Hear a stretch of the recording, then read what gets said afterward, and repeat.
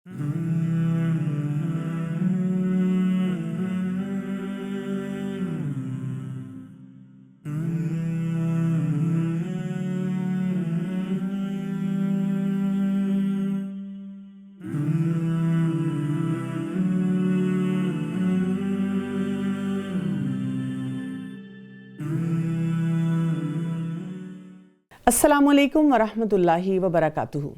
Programme राह हदायत और मैं हूँ डॉक्टर कमल कैसर। नहमदुहु व नुसल्ली अला रसूलिहिल करीम, अम्मा बाद फ़अऊज़ु बिल्लाहि मिनश शैतानिर रजीम, बिस्मिल्लाहिर रहमानिर रहीम। रब्बि श्रह ली सदरी व यस्सिर ली अमरी वहलुल उक़दतम मिन लिसानी यफ़क़हू क़ौली। आज हम चौथा पारा शुरू करेंगे।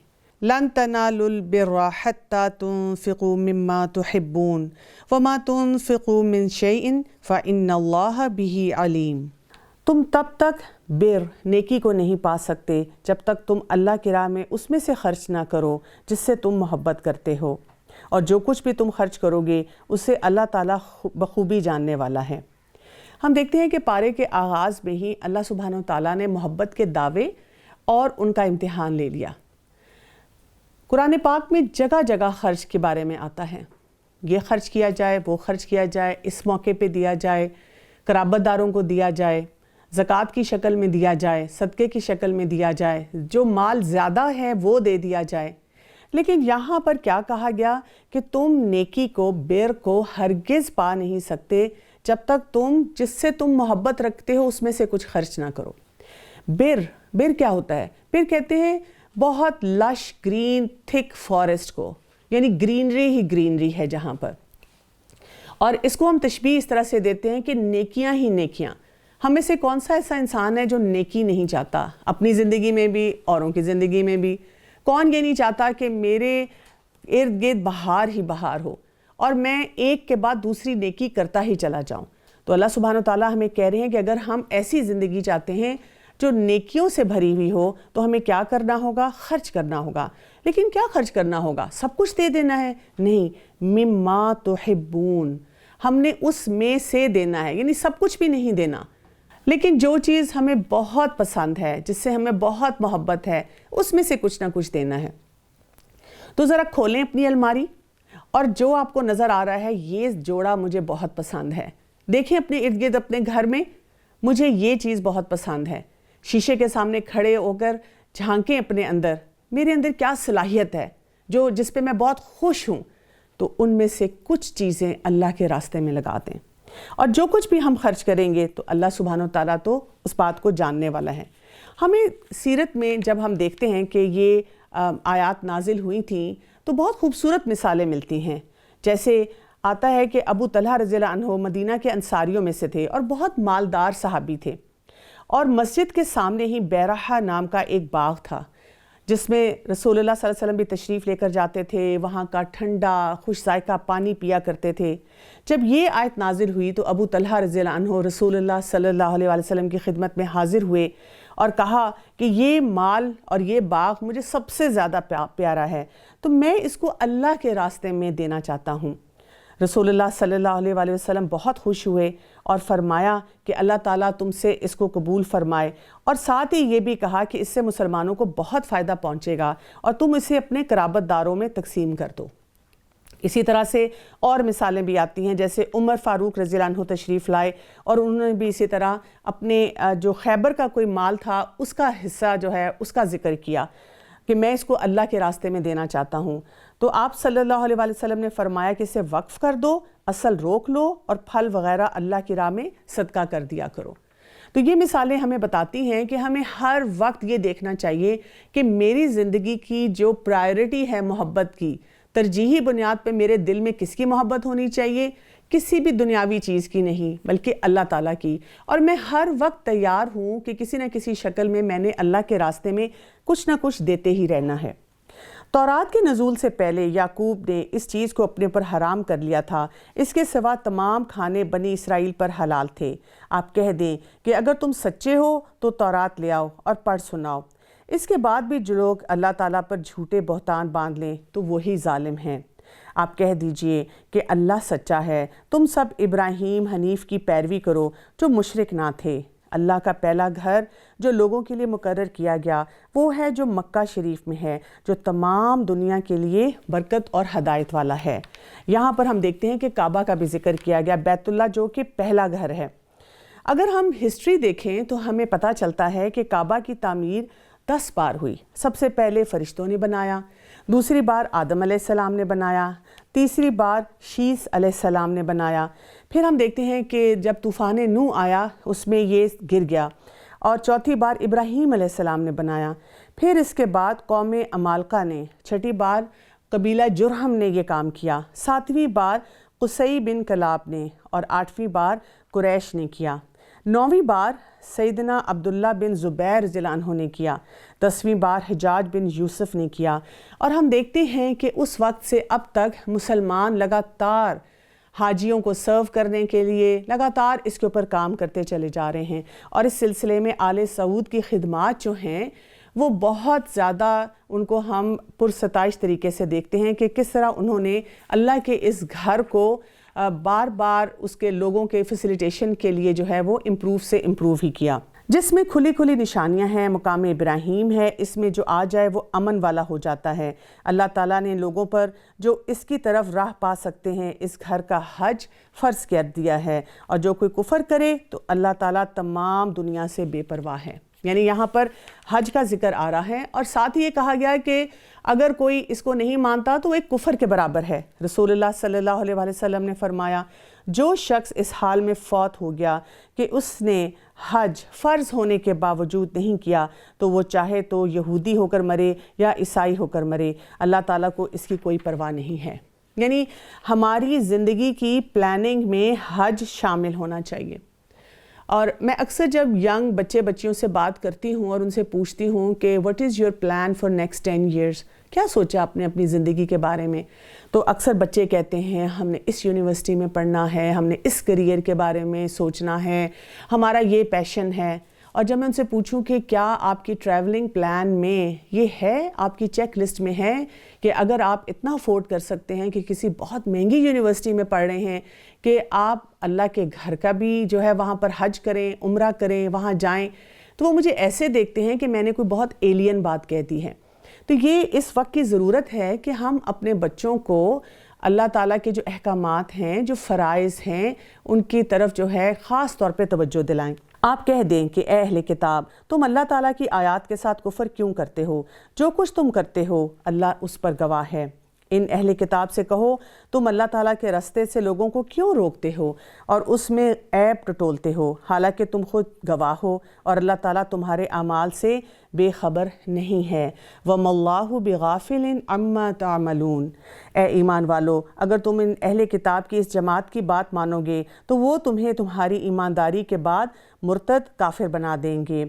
تم کیسے کفر کر سکتے ہو باوجود یہ کہ تم پر اللہ کی آیات پڑھی جاتی ہیں اور تم پر رسول اللہ صلی اللہ علیہ وسلم موجود ہیں؟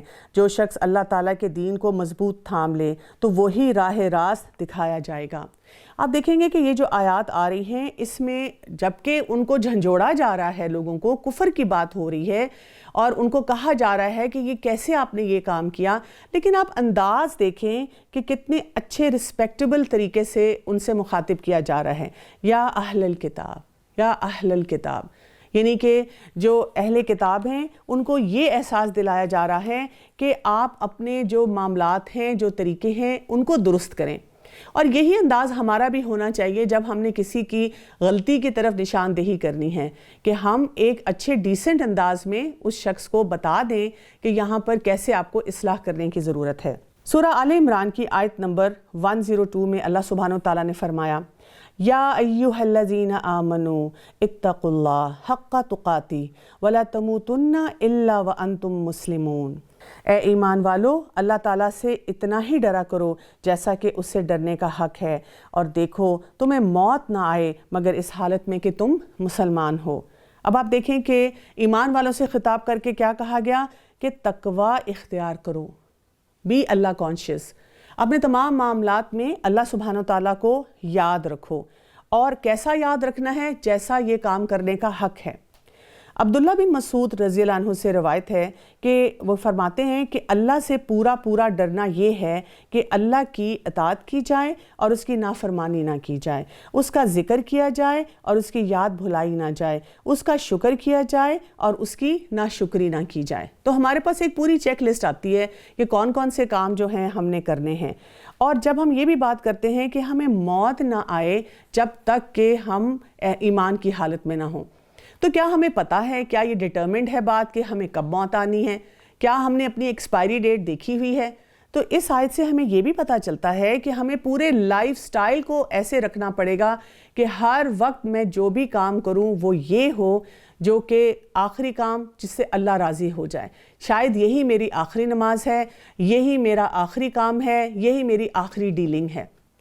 اور اسی سے ہم دیکھتے ہیں کہ انسان کی پوری زندگی جو ہے وہ بہتری کی طرف جانا شروع ہو جاتی ہے۔ اور یہ کام کرنے کے لیے ہمیں آگے بتایا گیا وَاعْتَصِمُوا بِحَبْلِ اللَّهِ جَمِيعًا وَلَا تَفَرَّقُوا، کہ کیا کرنے کا کام ہے کہ اللہ کی رسی کو سب مل کر مضبوطی سے تھام لو اور پھوٹ نہ ڈالو، اور اللہ کی اس وقت کی نعمت کو یاد کرو جبکہ تم ایک دوسرے کے دشمن تھے، اس نے تمہارے دلوں میں الفت ڈال کر اپنی مہربانی سے تمہیں بھائی بھائی بنا ڈالا، اور تم آگ کے گڑھے کے کنارے پہنچ چکے تھے تو اس نے تمہیں بچا لیا۔ اللہ تعالیٰ اس طرح تمہارے لیے اپنی نشانیاں بیان کرتا ہے تاکہ تم راہ پا جاؤ۔ یہاں پہ ہمیں ایک اور جو بہت اہم پیغام ملتا ہے وہ یہ ہے کہ تفرقہ نہیں ہونا چاہیے، یعنی ایک دوسرے کی، اس کو آپ لیگ پولنگ بھی کہہ سکتے ہیں، اس کو آپ یہ بھی کہہ سکتے ہیں کہ چھوٹے چھوٹے فقہی اختلافات کو لے کر ہم کیا کرتے ہیں کہ ایک جو بڑا چیلنج اس وقت مسلم امت کو سامنے نظر آ رہا ہے اس کو ہم چھوڑ دیتے ہیں۔ یہ وقت ہے یونائٹڈ ہونے کا، یہ وقت ہے جڑ کے رہنے کا۔ عبداللہ بن مسعود رضی اللہ عنہ سے روایت ہے کہ نبی کریم صلی اللہ علیہ وسلم نے فرمایا، یہ کتاب یعنی قرآن مجید وہ اللہ کی رسی ہے جو آسمان سے لٹکی ہوئی ہے۔ یعنی ہمارا اس وقت بہت اہم رول یہ ہے کہ ہم آپس میں جڑ کر رہیں، یونائٹڈ رہیں، اور یونائٹڈ ہونے کا جو طریقہ ہے وہ کیا ہے کہ قرآن کو تھام کے رکھیں اور قرآن کے مطابق اپنی زندگی کو گزارنے کی کوشش کریں، اور جو چھوٹے چھوٹے اختلافات ہیں ان کو ٹالریٹ کریں، ایک دوسرے کے ساتھ رہتے ہوئے برداشت کریں۔ آپ دیکھیں کہ انہی تفرقوں کی وجہ سے ہماری مسجدیں جدا ہوئی ہیں، ہم سب دیندار ہوتے ہوئے بھی ایک دوسرے کی بات کو برداشت کرنے کے لیے تیار نہیں ہیں، اور ہم جہاں بیٹھتے ہیں ہم مسلمان ہونے کے باوجود کسی کو مسلمان نہیں کہتے بلکہ لیبل دیتے ہیں کہ یہ فلاں ہے اور یہ فلاں ہے اور یہ فلاں ہے۔ ہم کسی کو بیٹھ کے یہ نہیں پوچھتے کہ آپ قرآن پڑھتے ہیں، ہم پوچھتے ہیں آپ کون سے والا پڑھتے ہیں۔ تو ضرورت اس بات کی ہے کہ ہم اللہ کے حکم کے مطابق اپنی زندگی کو گزاریں اور ایک دوسرے کا خیال احساس رکھتے ہوئے تھوڑی سی سپیس سب کو دیں۔ اللہ کی رسی کو سب مل کر مضبوطی سے تھام لو اور پھوٹ نہ ڈالو، اور اللہ کی اس وقت کی نعمت کو یاد رکھو جبکہ تم ایک دوسرے کے دشمن تھے، اس نے تمہارے دلوں میں الفت ڈال کر اپنی مہربانی سے تمہیں بھائی بھائی بنا دیا، اور تم آگ کے گڑھے کے کنارے جا پہنچے تھے تو اس نے تمہیں بچا لیا۔ اللہ تعالیٰ اسی طرح تمہارے لیے اپنی نشانیاں بیان کرتا ہے تاکہ تم راہ پا جاؤ۔ اس کے بعد 104 آیت میں بہت اہم بات بتائی جا رہی ہے اور اس کو ذرا غور سے سننے کی ضرورت ہے۔ وَلْتَكُمْ مِنْكُمْ أُمَّةٌ يَدْعُونَ إِلَى الْخَيْرِ وَيَأْمُرُونَ بِالْمَعْرُوفِ وَيَنْهَوْنَ عَنِ الْمُنْكَرِ وَأُولَئِكَ هُمُ الْمُفْلِحُونَ۔ کیا کہا جا رہا ہے یہاں پہ؟ تم میں سے ایک جماعت ایسی ہونی چاہیے جو بھلائی کی طرف بلاتی رہے اور نیک کاموں کا حکم کرتی رہے اور برے کاموں سے روکتی رہے، یہی لوگ فلاح اور نجات پانے والے ہیں۔ یعنی پہلے تو بتا دیا گیا، ڈیفائن کر دیا گیا کہ امت مسلمہ کیا ہے، امت وسط ہے، اعتدال والی امت ہے، اور ان کو اپنی زندگی کو اس بیلنس کے ساتھ گزارنا ہے جیسے کہ قرآن اور سنت میں آیا۔ اب یہاں پہ بتایا گیا کہ اس میں سے ایک اسپیشلائزڈ گروپ ہونا چاہیے، اور یہ اسپیشلائزڈ گروپ کیا کرے گا کہ یہ لوگوں کو امر بالمعروف اور نہی عن المنکر کی طرف رہنمائی کرے گا۔ آپ یہاں سے ایک فارمولے کو اپنی زندگی کے لیے یاد رکھ لیں کہ ہمیں کیا کرنا ہے، ہمیں امر بالمعروف کرنا ہے، یعنی کہ پہلے ہم نے لوگوں کو بتانا ہے کہ کرنے والے کام کون سے ہیں۔ اور یہاں پہ جو بات ہو رہی ہے معروف کی ہو رہی ہے۔ معروف کون سی باتیں ہوتی ہیں؟ وہ باتیں جو کہ قرآن اور حدیث سے بھی ہمیں پتہ چلتی ہیں کہ وہ درست ہیں، اسی طرح اس کو جنرلی سوسائٹی بھی صحیح ایکسیپٹ کرتی ہے۔ جیسے آپ دیکھیں جھوٹ بولنا یا سچ بولنا، اسی طرح سے غیبت کرنا یا اچھے انداز میں کسی سے بات کرنا، رسپیکٹ کرنا لوگوں کی، یعنی یہ تمام معاملات ہیں، یا صفائی ستھرائی ہے، یا امانت کو جو ہے سنبھالنا ہے، تو جتنے اچھے کریکٹرسٹکس ہوتے ہیں، آپ کسی بھی سوسائٹی میں بیٹھ کر اگر اس کے بارے میں بات کریں تو لوگ آپ کو یہی کہیں گے کہ یہ درست پیرامیٹرز ہیں، انہی کے مطابق زندگی گزارنی چاہیے۔ اور اس کے ساتھ ساتھ منکر کون سی باتیں ہوتی ہیں جس کو ہر شخص مانتا ہے کہ یہ درست نہیں ہے، اور ہمارا دین بھی ہمیں اسی کی طرف رہنمائی دیتا ہے۔ اکثر اوقات ہم دیکھتے ہیں کہ جب ہمیں کسی سے ڈیل کرنا پڑتا ہے تو ہم بات کہاں سے شروع کرتے ہیں؟ نہیں، یہ نہیں کرنا، یہاں نہیں جانا، یہ نہیں بولنا، اور ہم اکثر لوگوں کی یہ رہنمائی نہیں کرتے پھر کرنا کیا ہے۔ دیکھیں، جب کوئی انسان کسی گناہ میں الجھا ہوا ہے یا ویسے اس کی زندگی بہت کیوٹک ہے، اسے نہیں سمجھ آ رہی کہ میں کہاں سے پہلا سٹیپ لوں، اور جب وہ کسی سے پوچھنے کی کوشش کرتا ہے تو اسے ایک لمبی چیک لسٹ دیتا ہے، آپ یہ نہ کریں، آپ یہ نہ کریں، آپ یہ نہ کریں، انشاءاللہ اللہ آپ کی مدد کرے گا۔ لیکن یہاں پہ یہ اصول ہمیں کیا بتا رہا ہے کہ ہمیں کیا کرنا ہے؟ ہمیں انہیں یہ بتانا ہے کہ آپ یہ کام کرنا شروع کر دیں۔ تم ان لوگوں کی طرح نہ ہو جانا جنہوں نے اپنے پاس روشن دلائل آ جانے کے بعد بھی تفرقہ ڈالا، انہی لوگوں کے لیے جو بڑا عذاب ہے۔ یعنی یہاں سے ہمیں یہ پتہ چلتا ہے، کیونکہ فرقوں کی بات ہوئی اور آپس میں جدا ہونے کی بات ہوئی، اور پھر امر بالمعروف اور نہی عن المنکر کے لیے ایک اسپیشل باڈی کی بات ہوئی جن کا رول وہ ہوگا جیسے محلے میں ایک رات کو چوکیدار ہوتا ہے اور وہ چوکیداری کرتے ہوئے لگاتار کہتا رہتا ہے جاگتے رہنا، سونا نہیں۔ تو اسی طرح سے ایک جماعت ایسی ہو جو ہر موقع پہ سوشل میڈیا ہو، میڈیا ہو، سوسائٹی ہو، ہمارے رسم و رواج ہو، ہمیں ہر وقت یہی میسج دیتا رہے، دیکھو جاگتے رہنا۔ اور امر بالمعروف اور نہی عن المنکر کی بہت اہمیت آتی ہے۔ حذیفہ بن یمان رضی اللہ عنہ سے روایت ہے کہ رسول اللہ صلی اللہ علیہ وآلہ وسلم فرماتے ہیں، اس ذات کی قسم جس کے ہاتھ میں میری جان ہے، تم اچھائی کا حکم اور برائیوں سے روکتے رہو گے، ورنہ عنقریب اللہ تعالیٰ تم پر اپنا عذاب نازل فرما دیں گے، پھر تم دعائیں کرو گے لیکن وہ قبول نہ ہوں گی۔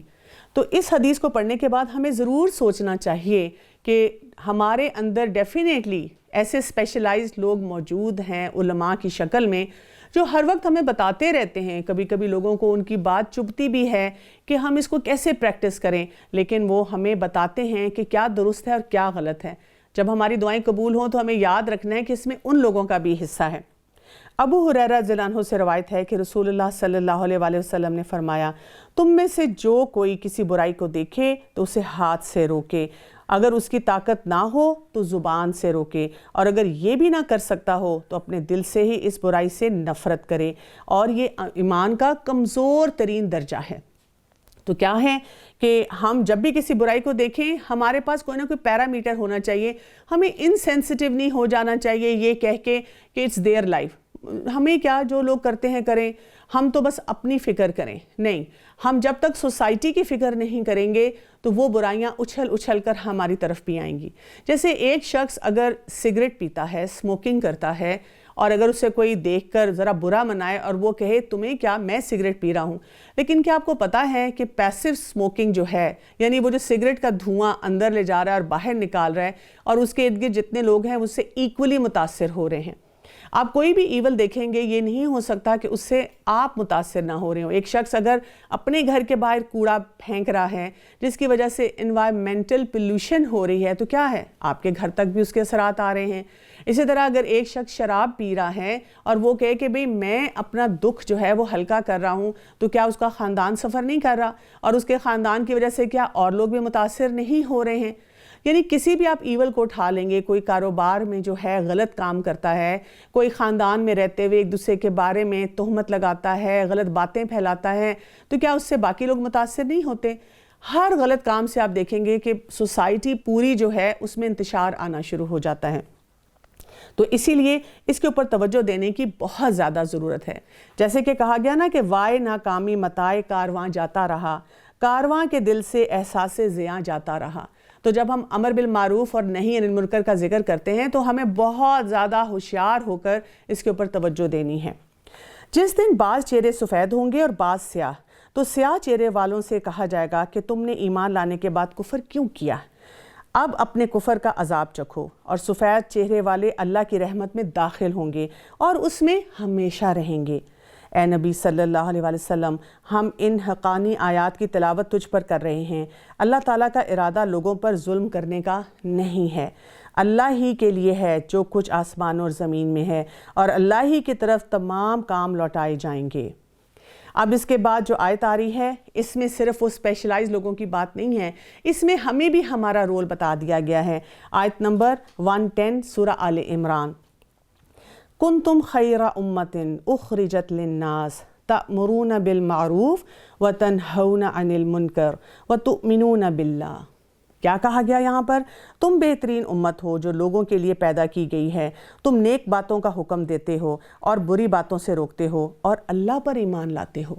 یعنی ہم یہ کہہ کے اپنی پارٹیز میں، اپنے لائف سٹائل میں، اپنی کریئر چوائسز میں، اپنی جابز میں، اپنے خاندانوں میں، اپنے بکھیڑوں میں نہیں جا سکتے کہ بھئی جو لوگ اس چیز کے اسپیشلائزڈ ہیں، علماء ہیں، وہ کریں نا سارا کام، کیونکہ کچھ چیزیں تو میرے سامنے ہو رہی ہیں، میرے اپنے گھر میں ہو رہی ہیں، میرے اپنے فیملی ممبرز جو ہیں وہ امر بالمعروف اور نہی عن المنکر کو نہیں سمجھ رہے، مجھے سب سے پہلے ان کو سمجھانا ہے، ان کو بتانا ہے۔ تو میں نے اب ایک اسپیشلائزڈ گروپ سے سیکھا، لیکن اب اس کام کو اسٹیبلش کرنا، سکھانا میرا کام ہے۔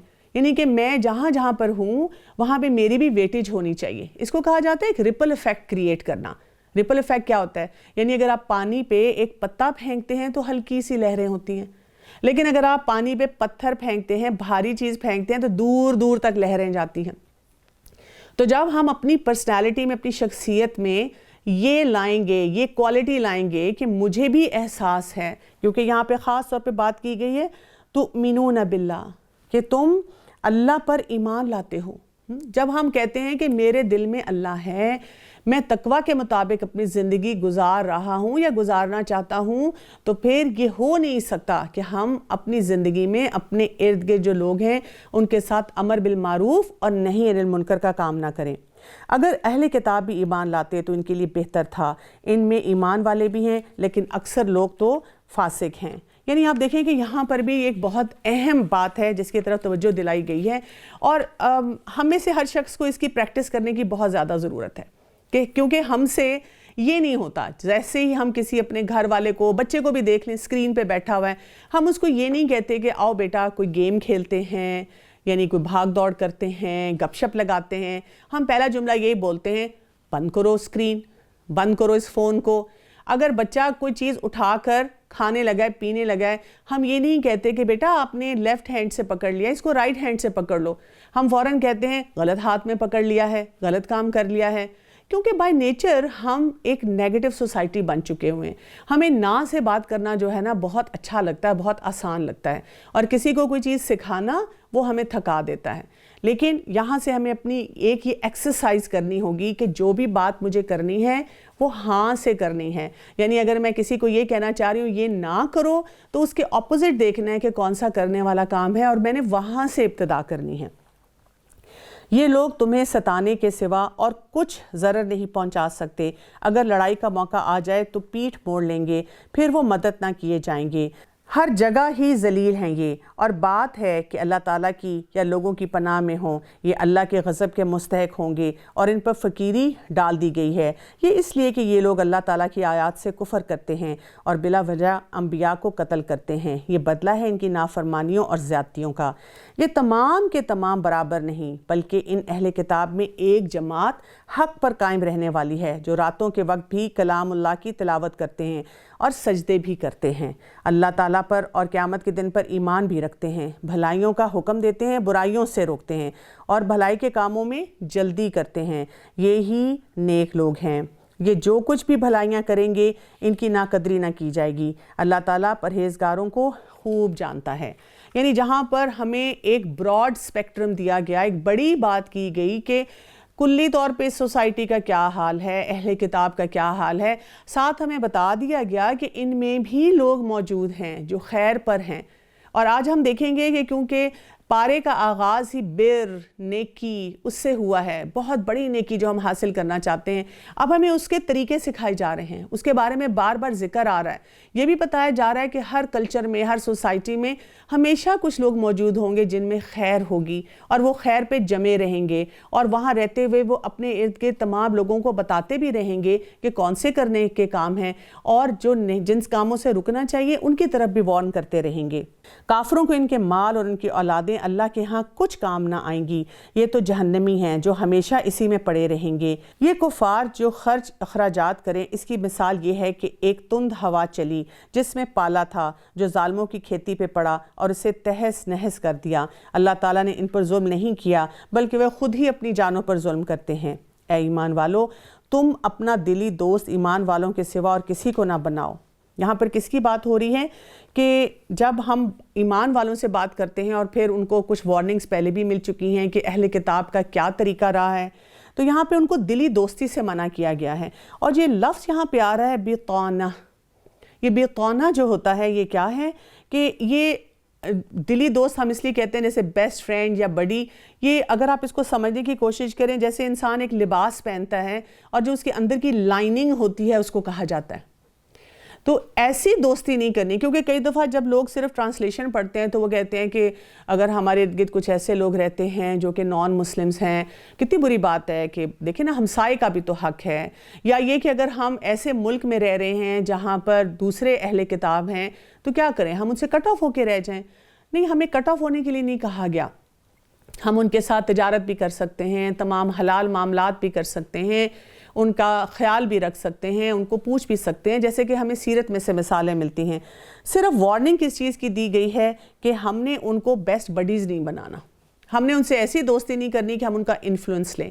اگر آج آپ کسی بھی سائیکالوجسٹ سے پوچھیں کہ مجھے میری پرسنالٹی کے بارے میں بتائیں تو وہ کہیں گے کہ آپ جن 5 لوگوں کے ساتھ بہت سٹرونگلی اٹیچڈ ہیں، آپ ان کے 5 کیریکٹرسٹکس لکھیں اور ان میں سے 3 کامن کیریکٹرسٹکس جو نکلیں گے، صفات جو نکلیں گی، وہ آپ کے اندر بھی موجود ہوں گی۔ کیونکہ ہم اپنے ارد گرد لوگوں کا پورا اثر لیتے ہیں، تو ہمیں ان اثرات سے روکنے کے لیے بتایا گیا ہے، اور ہم دیکھتے بھی ہیں۔ آپ دیکھیں کہ کچھ عرصہ اگر آپ ایسی کمیونٹی میں رہنا شروع کر دیتے ہیں جہاں پر لوگ اپنے ایونٹس منا رہے ہوتے ہیں تو آپ کو کرسمس بھی اچھی لگنی شروع ہو جاتی ہے، آپ کا دل چاہتا ہے کہ آپ کے ڈرائنگ روم میں بھی ایک کیوٹ سا پیارا سا کرسمس ٹری پڑا ہوا ہو۔ اسی طرح سے لوگ جو ہیں ایک دوسرے کے اوپر ایسی پارٹیز کر کے رنگ بھی پھینکنا شروع کر دیتے ہیں۔ اس کے علاوہ آپ دیکھیں کہ جب ہیلوئین آتی ہے تو وہاں پہ کینڈیز اور اس قسم کی جتنی رسومات ہیں ان کو اپنانا شروع کر دیتے ہیں، اور ہماری جو اگلی نسل آ رہی ہے جب اس کو آپ سمجھانے کی کوشش کریں تو وہ کہتے ہیں سو واٹ، کیونکہ انہوں نے بھی بیطانہ یہ فرینڈشپ کیسے کر لی ہوئی ہے، سارا دن وہ اپنی اسکرین کے ذریعے انہی کا سارا مٹیریل دیکھتے ہیں، کبھی سیزن 1 ہے، کبھی سیزن 2 ہے، کبھی یہ گیم ہے، کبھی یہ مووی ہے، تو وہ ساری آئیڈیالوجیز جو ہیں اس فرینڈشپ کے ذریعے، اس اسکرین کی فرینڈشپ کے ذریعے ان کے اندر پختہ سے پختہ ہوتی چلی جا رہی ہیں۔ یعنی والدین وہ ہیں جو کہ دین پر عمل کرنے والے ہیں، انہوں نے بہت قربانیوں کے بعد اس بات کا احساس کیا ہے کہ اللہ تعالیٰ نے ہمیں کون کون سی نعمتیں دی ہیں اس ملک میں رہتے ہوئے، اور ہمیں کیسے اپنے ملک کے استحکام کے لیے، اس کی بقا کے لیے، اپنے ایمان کے لیے کام کرنا ہے۔ لیکن اب ہو کیا رہا ہے، اگلی نسلیں تباہ سے تباہ ہوتی چلی جا رہی ہیں، اور ہم کہتے ہیں کہ ہم نے تو ان کو یہ سب باتیں نہیں سکھائی تھیں۔ تو اسی لیے اس وارننگ کو بہت سیریسلی لینا چاہیے کہ اے ایمان والو، تم اپنے دلی دوست ایمان والوں کے سوا اور کسی کو نہ بناؤ، کیونکہ تم نہیں دیکھتے کہ دوسرے لوگ تو تمہاری تباہی میں کوئی کسر نہیں اٹھا رکھتے، وہ تو چاہتے ہیں کہ تم دکھ میں پڑ جاؤ۔ ان کی عداوت تو خود ان کی زبان سے بھی ظاہر ہوتی ہے، اور جو کچھ ان کے سینوں میں پوشیدہ ہے وہ بہت زیادہ ہے۔ وَمَا تُخْفِي صُدُورُهُمْ اکبر، کیونکہ آپ دیکھیں یہاں جو بات کی گئی ہے کہ سینوں میں جو ہے وہ بہت بڑا ہے، اور ہم اس بات کو جھٹلا نہیں سکتے، یعنی ہم آپس میں بیٹھ کے یہ نہیں کہہ سکتے کہ دس از سو بیڈ، ہم کیوں کسی کے بارے میں کوئی بات کریں۔ یہاں پہ کسی ایک خاص انڈیویجول انسان کی بات نہیں کی گئی، نام نہیں لیا گیا، لیکن یہ بات ضرور کہہ دی گئی ہے کہ ہمیں محتاط رویے سے اہل کتاب کے ساتھ اپنے معاملات کرنے ہیں۔ ہم نے تمہارے لیے آیات بیان کر دی ہیں، اگر تم عقل مند ہو تو اس کے اوپر غور کر لو۔ ہاں، تم تو انہیں چاہتے ہو اور وہ تم سے محبت نہیں رکھتے، تم پوری کتاب کو مانتے ہو، وہ نہیں مانتے، وہ تمہارے سامنے تو اپنے ایمان کا اقرار کرتے ہیں لیکن تنہائی میں مارے غصے کے اپنی انگلیاں چباتے رہتے ہیں۔ کہہ دو کہ اپنے غصے میں ہی مر جاؤ۔ اللہ تعالیٰ دلوں کے بھیدوں کو بخوبی جانتا ہے۔ تمہیں اگر بھلائی ملے تو وہ ناخوش ہوتے ہیں، ہاں اگر برائی پہنچے تو وہ خوش ہوتے ہیں۔ تم اگر صبر اور پرہیزگاری کرو تو ان کا مکر تمہیں کوئی نقصان نہ دے سکے گا۔ اللہ تعالیٰ نے ان کے اعمالوں کا احاطہ کر رکھا ہے۔ یعنی ایسے لوگوں کے مقابلے پہ کیا کرنے کے لیے کہا گیا ہے؟ تصبروا وتتقوا۔ تقوی کی بات آپ دیکھیں گے کہ بار بار آئے گی، اور ہم اس طرح کا ٹارگٹ بھی اپنے لیے سیٹ کر سکتے ہیں، جیسے اگر آپ پورے سال میں قرآن پاک کو پڑھتے رہتے ہیں، اگر آپ ڈیلی ایک پارہ پڑھ رہے ہیں، یا رمضان کے بعد اگر آپ نصف پارے کا بھی ٹارگٹ رکھتے ہیں، تو آپ ہر مہینے یا ہر سال یا جتنی دفعہ آپ دورہ کرتے ہیں اور قرآن پاک کو پڑھتے ہیں، آپ ٹارگٹ رکھ لیں کہ اچھا اس دفعہ میں نے تمام ان آیات کے اوپر غور و فکر کرنا ہے اپنے لیے جس میں تقوی کا ذکر آیا ہے۔ اسی طرح کبھی آپ ٹارگٹ رکھ سکتے ہیں کہ جہاں جہاں صبر کی بات آئی ہے میں نے وہاں پہ سمجھنا ہے، ان پرنسپلز کو اپنی زندگی میں شامل کرنا ہے۔ کبھی کبھی آپ احسان کے بارے میں بات کر سکتے ہیں، کبھی کبھی آپ ایسی آیات دیکھ سکتے ہیں جہاں پہ غم کا ذکر ہے، خوف کا ذکر ہے کہ اس سے غم اور خوف سے بچنے کے لیے مجھے کیا کرنا ہوگا۔ یعنی آپ دیکھیں کہ آپ جتنی دفعہ قرآن کو پڑھیں گے، اللہ کے کلام کو پڑھیں گے اور اس نیت سے پڑھیں گے کہ یہ نہیں میں نے کرنا کہ میں بس جلدی جلدی قرآن پاک کو ختم کروں اور پھر کوئی مٹھائی بانٹوں، کوئی پکوان پکاؤں، کیونکہ میں تو بہت زیادہ پڑھتی ہوں۔ پڑھنا ہے، زیادہ بھی پڑھنا ہے، خوشی بھی منانی ہے، لیکن اصل بات یہ ہے کہ اللہ سبحانہ وتعالیٰ نے جس مقصد کے لیے اس کو بھیجا ہے اس کو اپنی زندگی میں شامل کرنا ہے۔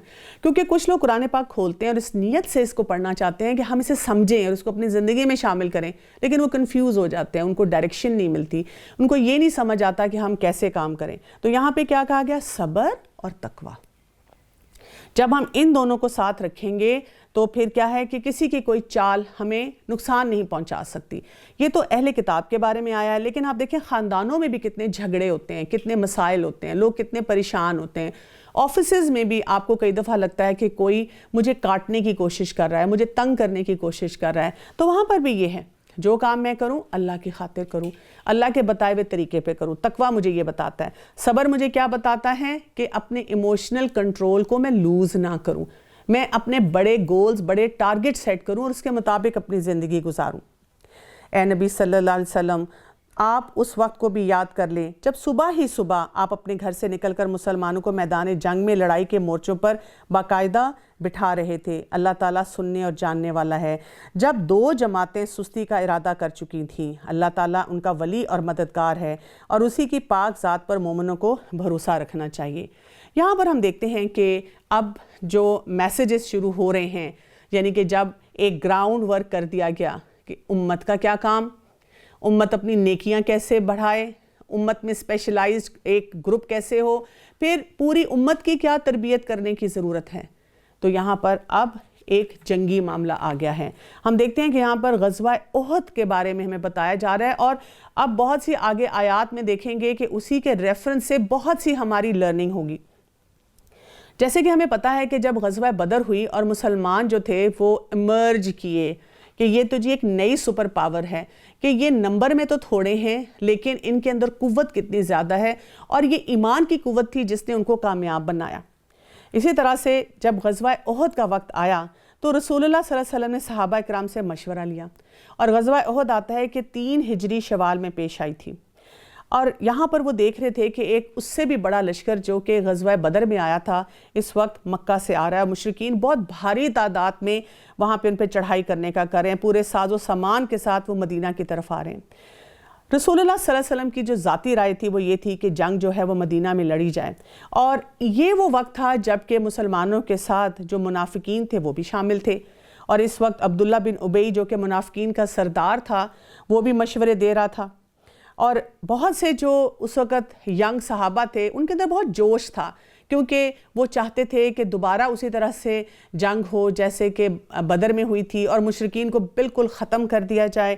وہ شہادت کے لیے بے چین تھے، وہ بہادری سے لڑنا چاہتے تھے، وہ چاہتے تھے کہ وہ کھلے میدان میں مشرکین کا، اپنے جو دشمن ہیں ان کا مقابلہ کریں۔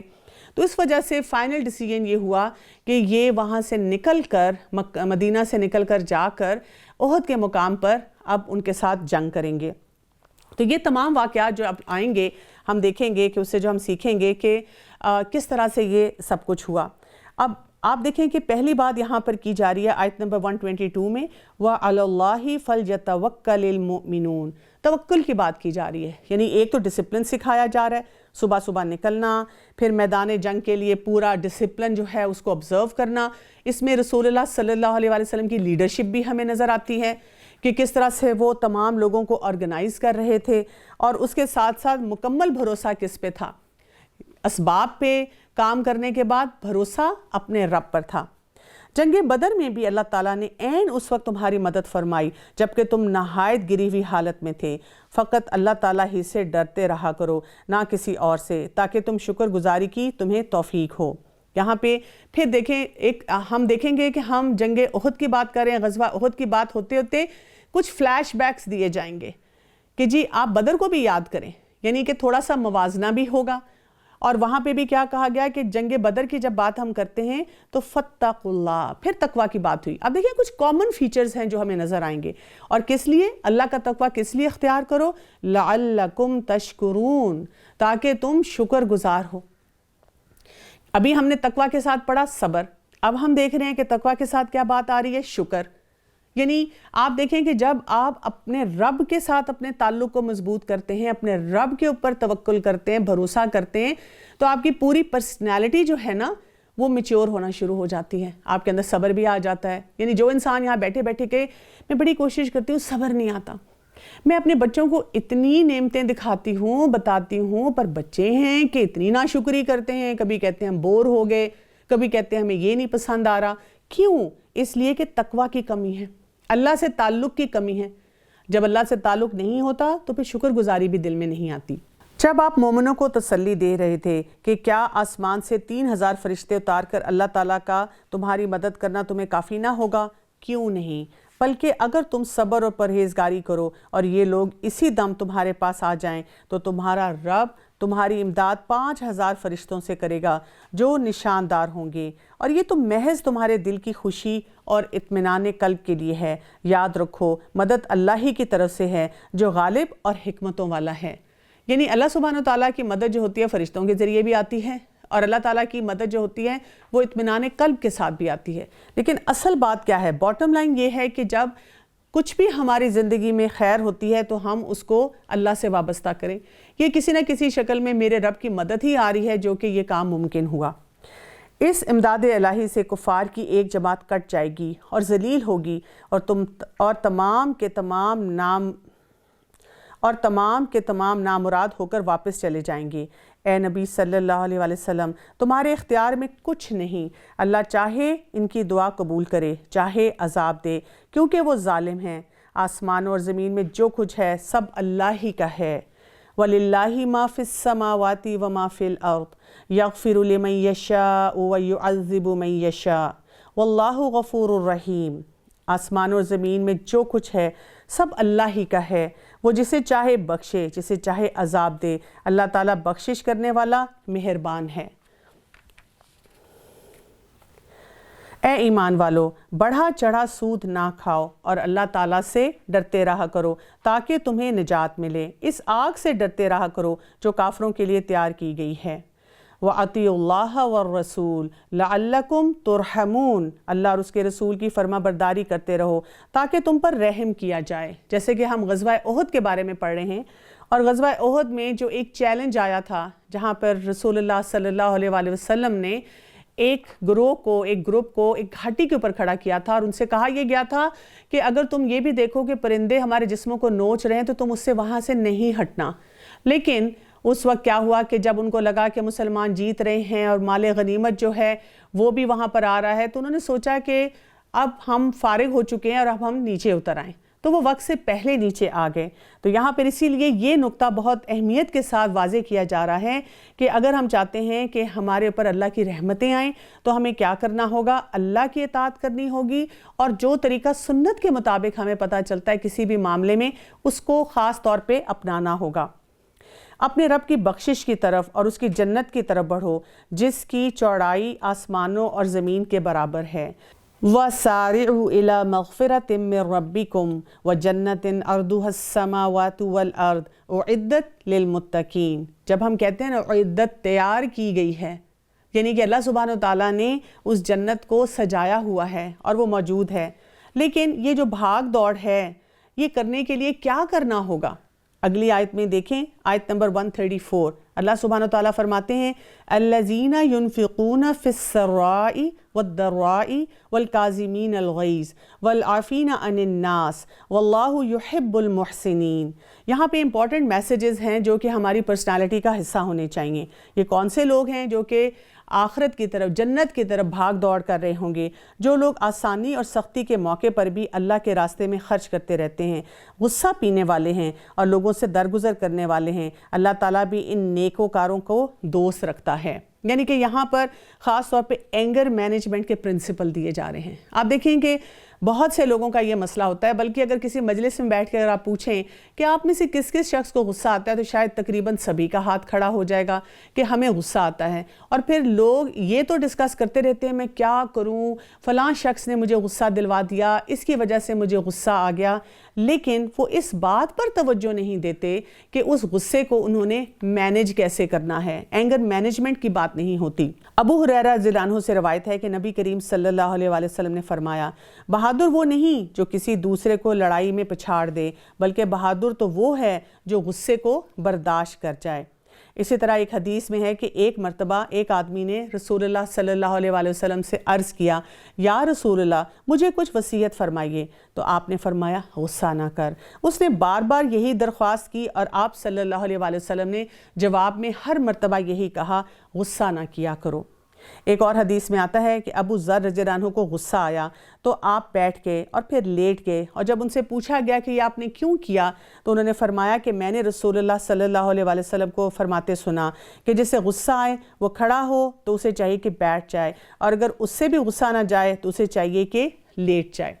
تھوڑی سی بات غصے پہ کر لیتے ہیں۔ غصے کو آپ اس طرح سے سمجھیں، اس کو کہا جاتا ہے کہ یہ ایک آنیسٹ ایموشن ہے، یعنی جب آپ کو غصہ آتا ہے تو کوئی نہ کوئی چیز آپ کو پریشان کر رہی ہوتی ہے، اور اسی وجہ سے آپ کا جسم آپ کو انڈیکیشن دے رہا ہوتا ہے کہ اس مسئلے کو حل کرو۔ اگر ہم یہ کہیں کہ نہیں مجھے غصہ نہیں آنا چاہیے تو شاید یہ درست نہیں ہوگا۔ ہماری پرابلم یہ ہے کہ ہم اس غصے کو صحیح قواعد اور ضوابط کے مطابق ہینڈل نہیں کرتے۔ ہمیں جو مسئلہ ہے ہم اس کی طرف نہیں جاتے، بلکہ اپنے دماغ کو اس فائٹ اور فلائٹ موڈ میں لے جاتے ہیں، یا تو جہاں وہاں پہ چیخنا چلانا شروع کر دیتے ہیں، یا پھر بالکل خاموش ہو کر منہ بنا کے ادھر ادھر پھرتے رہتے ہیں، کسی کی مار پیٹ بھی شروع کر دیتے ہیں۔ اس کے ساتھ ساتھ ہمیں یہ بھی پتہ چلتا ہے کہ اگر ہمارا گول درست ہوگا زندگی میں نا، گول کیا ہوگا؟ یہی کہ ہمیں بھاگنا ہے، دوڑنا ہے رب کی مغفرت کی طرف اور اس جنت کی طرف، تو ہم اپنی پرسنالٹی کے اوپر لگاتار کام کرتے چلے جائیں گے۔ پھر اس کے ساتھ ساتھ یہ بھی پتہ چلتا ہے کہ جو لوگ تنگ دستی میں اور فراخ دلی میں خرچ کرنا چاہتے ہیں، ہر وقت خرچ کرتے ہیں، گیونگ نیچر کے ہوتے ہیں، وہ اپنے غصے کو مینیج کر لیتے ہیں کیونکہ ان کا دل پہلے ہی بڑا ہوتا ہے۔ آپ دیکھیں اپنی زندگی میں بہت سی سچویشنز ایسی ہوں گی جہاں آپ کو غصہ آئے گا، وہ غصہ کن باتوں پہ آ رہا ہوگا؟ دل کی تنگی کی وجہ سے، یہ یہاں کیوں بیٹھ گیا، اس نے یہ کیوں استعمال کیا، اس نے یہ کیوں بولا، اور اسی لیے اس کے آگے یہ بھی کہا گیا ہے غصہ ان لوگوں کی زندگی سے نہیں جا سکتا جن کو معاف نہیں کرنا آتا۔ اور اختتام کس بات پہ ہوا؟ واللہ یحب المحسنین، اللہ تعالیٰ کن سے محبت رکھتا ہے؟ جو احسان کرنے والے ہیں، محسن ہیں، خوبصورت معاملہ کرنے والے ہیں۔ غزوہ احد کے ریفرنس سے بھی اگر ہم دیکھ لیں تو یہاں پہ ہمیں یہ بھی سکھایا جا رہا ہے کہ ہمارے غصے کی ڈائریکشن کہاں ہونی چاہیے، ہمیں کس کے اوپر غصہ کرنا چاہیے۔ یعنی آپ دیکھیں کہ جب جنگی معاملات بھی ہوتے ہیں تو تب بھی بہت مشکلات ہوتی ہیں، یا آپ دیکھیں جب آپ کوئی بڑے کام کے لیے نکلتے ہیں، بڑا کام کرنے کے لیے جا رہے ہوتے ہیں، تو تب بھی آپ کے اوپر روک ٹوک بھی ہو سکتی ہے، آپ کو ڈسپلن بھی کیا جا سکتا ہے، اس کے ساتھ ساتھ آپ کو مشکلات بھی پیش آ سکتی ہیں۔ تو وہاں پر بھی انسان یہ سوچے کہ مجھے اپنے غصے کی ڈائریکشن کو بہت زیادہ درست رکھنا ہے۔ جب ان سے کوئی ناشائستہ کام ہو جائے یا کوئی گناہ کر بیٹھیں تو وہ فوراً اللہ کا ذکر اور اپنے گناہوں کے استغفار کرنے لگتے ہیں۔ فی الواقع اللہ کے سوا اور کوئی گناہوں کو بخشنے والا بھی نہیں ہے۔ یہ لوگ باوجود علم کے کسی برے کام پر اڑ نہیں جاتے۔ یعنی آپ دیکھیں کہ پورا ایک سکیچ ہمیں نظر آتا ہے، اور ہم زندگی میں بھی دیکھیں گے کہ وہ لوگ جو اپنے غصے کو اچھی طرح سے مینیج کرنا جانتے ہیں وہ اکثر اوقات جو ہیں الجھتے نہیں ہیں لوگوں کے ساتھ، بلکہ اپنے معاملات کو سمودلی گزار لیتے ہیں۔ آج کے دور میں یہ بھی کہا جاتا ہے کہ ایک پرسنالٹی ہوتی ہے پیسو، جو لوگ ہر ایک سے دب جاتے ہیں، ایک پرسنالٹی ہوتی ہے اگریسو، جو ہر ایک سے لڑنا شروع کر دیتے ہیں، لیکن ایک اور شخصیت ہوتی ہے ان کے درمیان میں، وہ ہوتی ہے اسرٹیو شخصیت، کہ وہ کچھ بات اپنی منواتے ہیں اور کچھ دوسروں کی مانتے ہیں، اور ایسے ہی انسان جو ہوتے ہیں وہ اپنے غصے پہ بھی صحیح طرح سے قابو رکھ سکتے ہیں۔ انہی کا بدلہ ان کے رب کی طرف سے مغفرت ہے اور جنتیں ہیں جن کے نیچے نہریں بہتی ہیں، جس میں وہ ہمیشہ رہیں گے۔ ان نیک کاموں کے کرنے والوں کا ثواب بہت ہی اچھا ہے۔ تم سے پہلے بھی ایسے واقعات گزر چکے ہیں، زمین میں چل پھر کر دیکھ لو کہ ان کے جھٹلانے والوں کا کیا انجام ہوا۔ عام لوگوں کے لیے تو یہ قرآن اظہار حق ہے اور پرہیزگاروں کے لیے ہدایت اور نصیحت ہے۔ تم نہ سستی کرو اور نہ غمگین رہو، تم ہی غالب ہوگے اگر تم ایمان والے ہو۔ پھر دو پرنسپل آ گئے یہاں پر، وَلَا تَحِنُوا وَلَا تَحْزَنُوا، کہ ہمیں کیا کرنا ہے، سستی بھی نہیں کرنی، پروکریسٹینیشن، دل نہیں چاہ رہا، کیسے اٹھوں، بیٹھے سوچتے رہتے ہیں اچھا ابھی تھوڑا دیر بعد، اور پھر حزن آ جاتا ہے۔ جب ہم نے سستی کی پھر ہم کہتے ہیں میں نے سارا وقت ضائع کر دیا، میں نے ویکینڈ کا پلان بنایا تھا یہ کچھ کروں، اچھا اب کیا نہیں جا رہا۔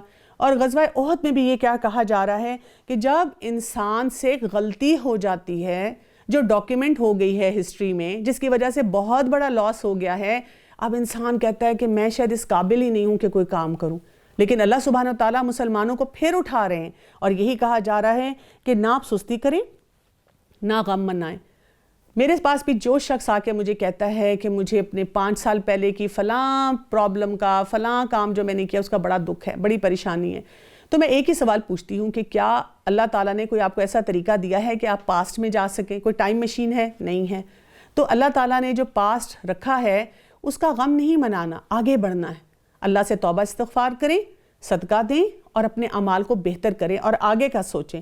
تو یہی کہا گیا یہاں پر وَلَا تَحِنُوا وَلَا تَحْزَنُوا وَأَنْتُمُ الْأَعْلَوْنَ إِن كُنتُم مُؤْمِنِينَ، کہ اگر تم سستی نہ کرو اور غم نہ کرو تو تم ہی غالب ہوگے جبکہ تم صاحب ایمان ہو۔ اگر تم زخمی ہوئے ہو تو تمہارے مخالف لوگ بھی تو ایسے ہی زخمی ہو چکے ہیں۔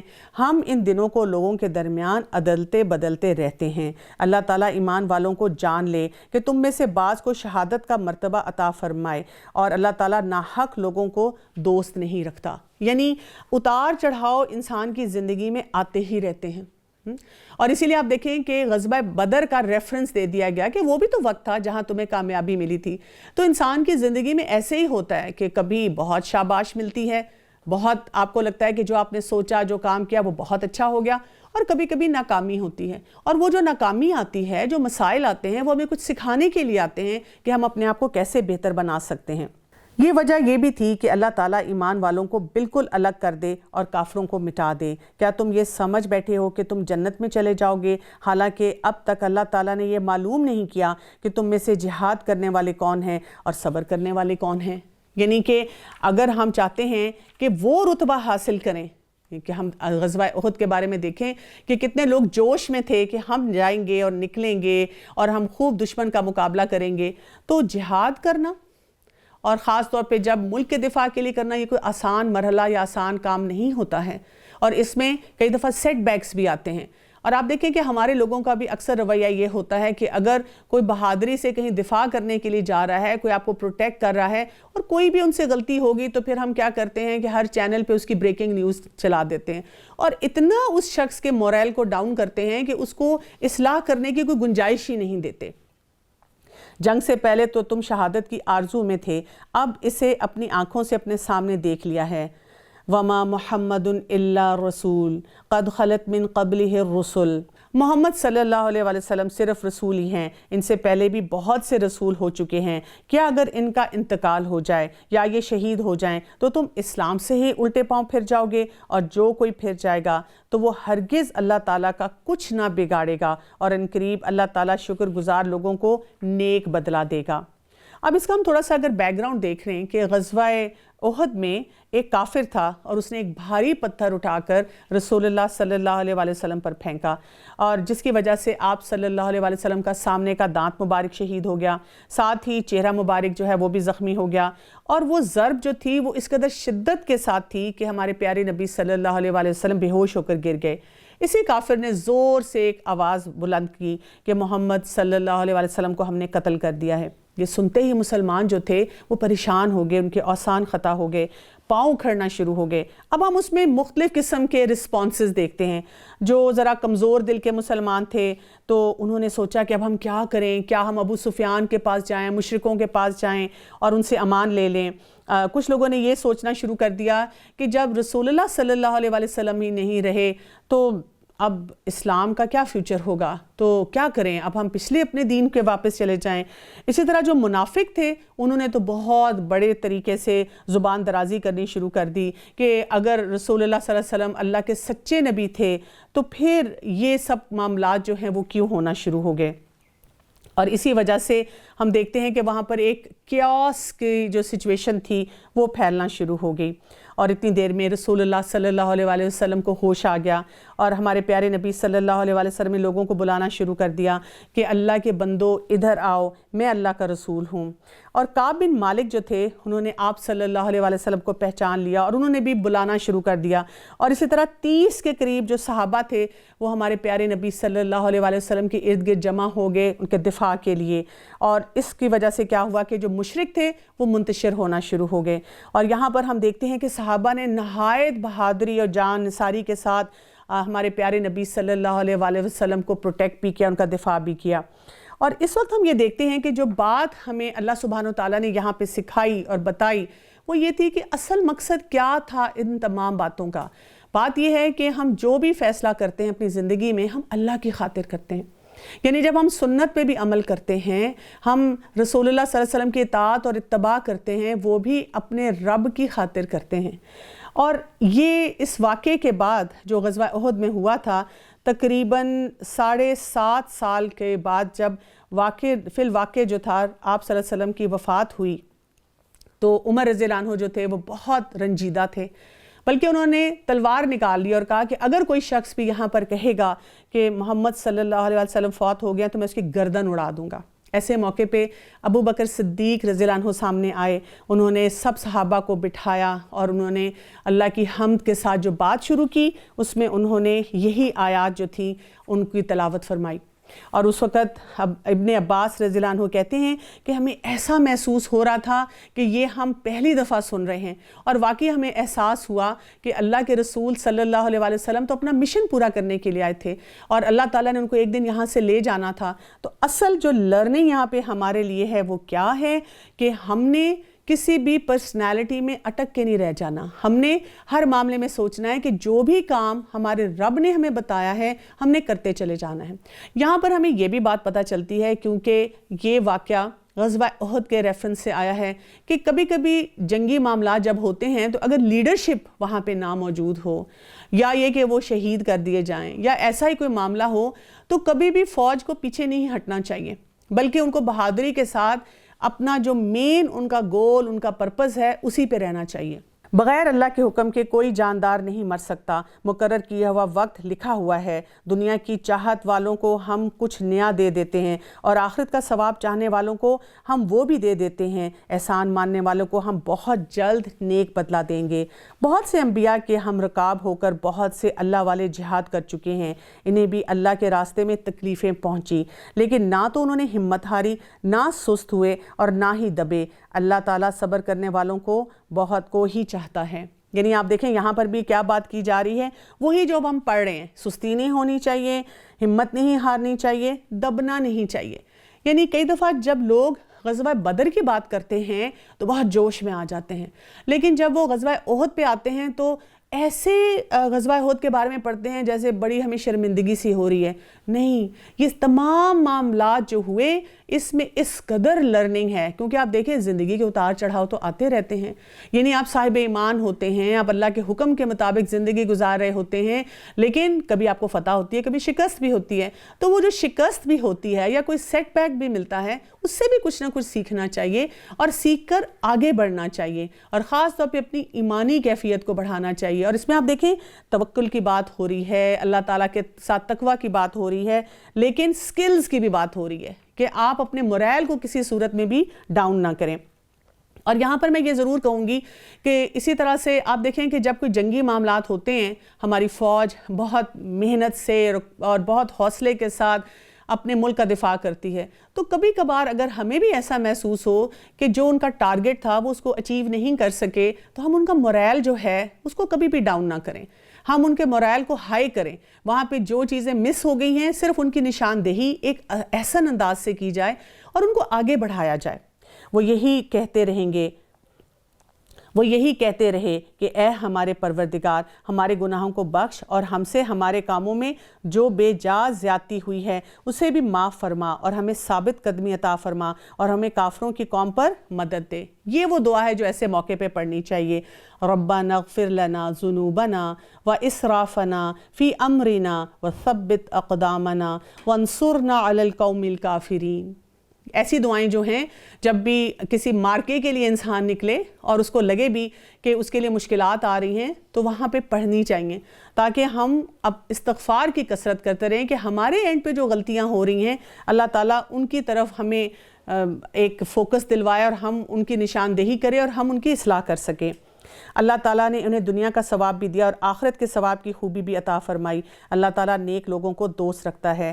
اے ایمان والو، اگر تم کافروں کی بات مانو گے تو وہ تمہیں تمہاری ایڑیوں کے بل پلٹا دیں گے، یعنی تمہیں مرتد بنا دیں گے، پھر تم نامراد ہو جاؤ گے۔ بل اللہ مولاکم وہو خیر الناصرین، بلکہ اللہ ہی تمہارا مولا ہے اور وہی بہترین مددگار ہے۔ یعنی ہر مشکل وقت میں جہاں ہم اسباب کو اختیار کریں، اپنے آپ کو مزید گروم کریں، اپنی مزید ٹریننگ کی طرف جائیں، ساتھ ہی ہم کیا کام کریں؟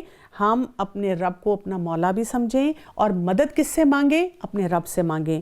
ہم عنقریب کافروں کے دل میں رعب ڈال دیں گے اس وجہ سے کہ یہ اللہ کے ساتھ ان چیزوں کو شریک کرتے ہیں جس کی کوئی دلیل اللہ نے نہیں اتاری۔ ان کا ٹھکانہ جہنم ہے اور ان ظالموں کی یہ بری جگہ ہے۔ تو یہاں پر ہم دیکھتے ہیں کہ رسول اللہ صلی اللہ علیہ وسلم کی جہاں بات کی گئی ہے تو وہاں پہ کافروں پہ رعب کی بات کی گئی ہے۔ جابر بن عبداللہ رضی اللہ عنہ سے روایت ہے کہ رسول اللہ صلی اللہ علیہ وسلم نے فرمایا، مجھے 5 چیزیں ایسی دی گئی ہیں جو مجھ سے پہلے کسی نبی کو نہیں دی گئیں۔ وہ کون کون سی ہیں؟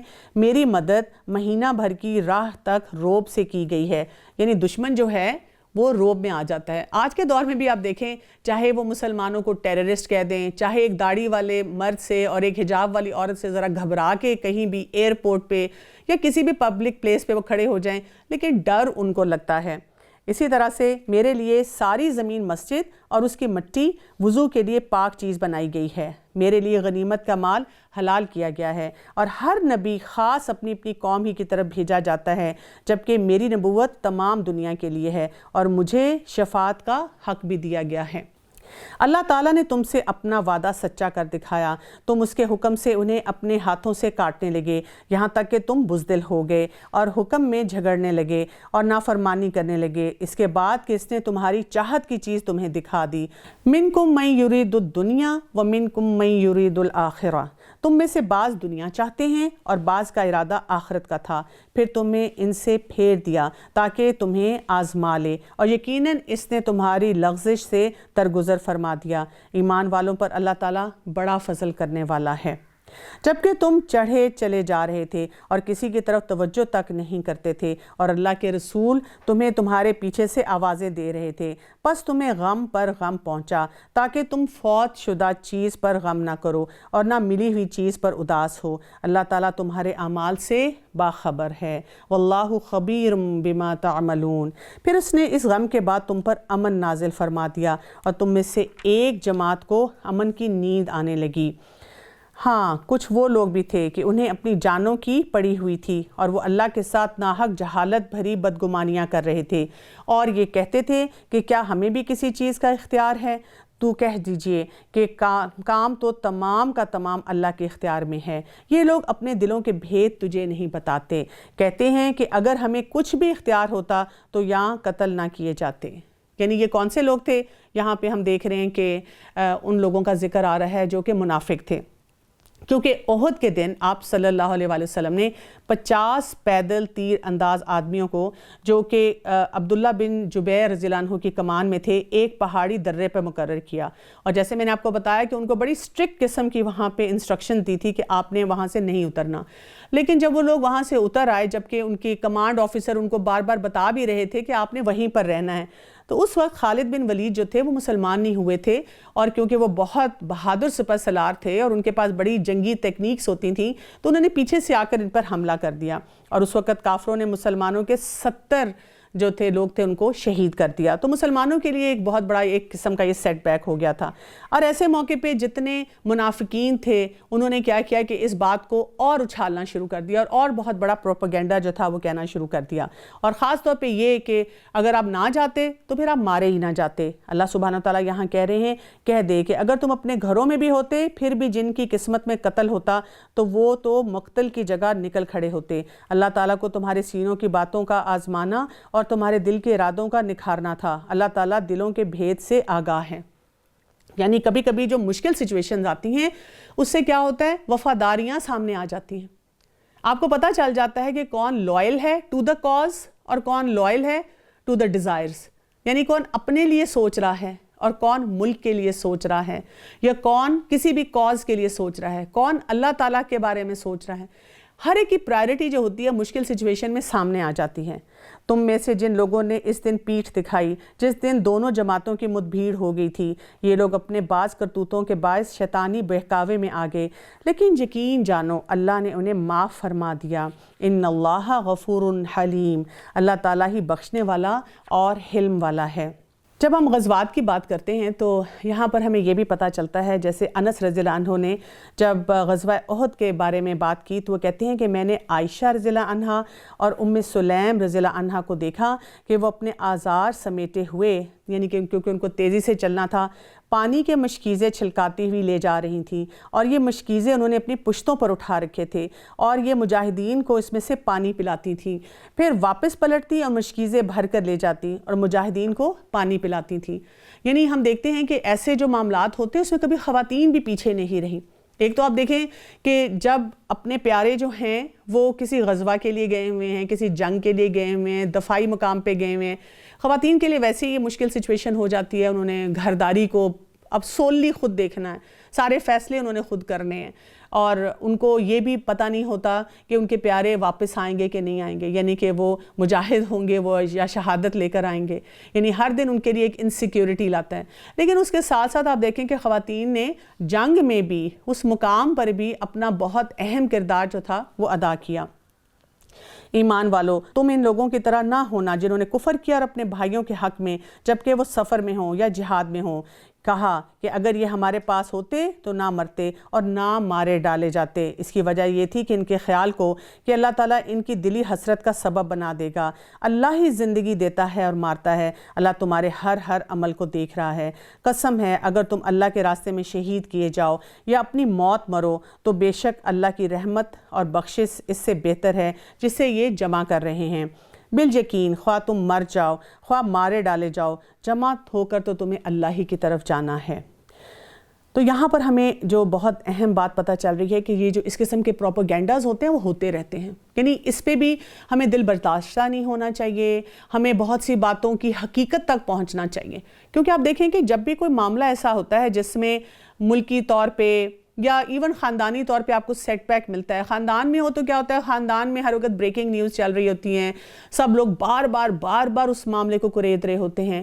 نیشنل لیول پہ ہو تو تب بھی یہی ہوتا ہے کہ جس چینل کو آپ لگاتے ہیں وہاں پر تبصرے ہی تبصرے ہو رہے ہوتے ہیں کہ انسان کا دماغ تھکنا شروع ہو جاتا ہے اور واقعی آپ پریشان ہو جاتے ہیں کہ اس کا حل کیا ہے.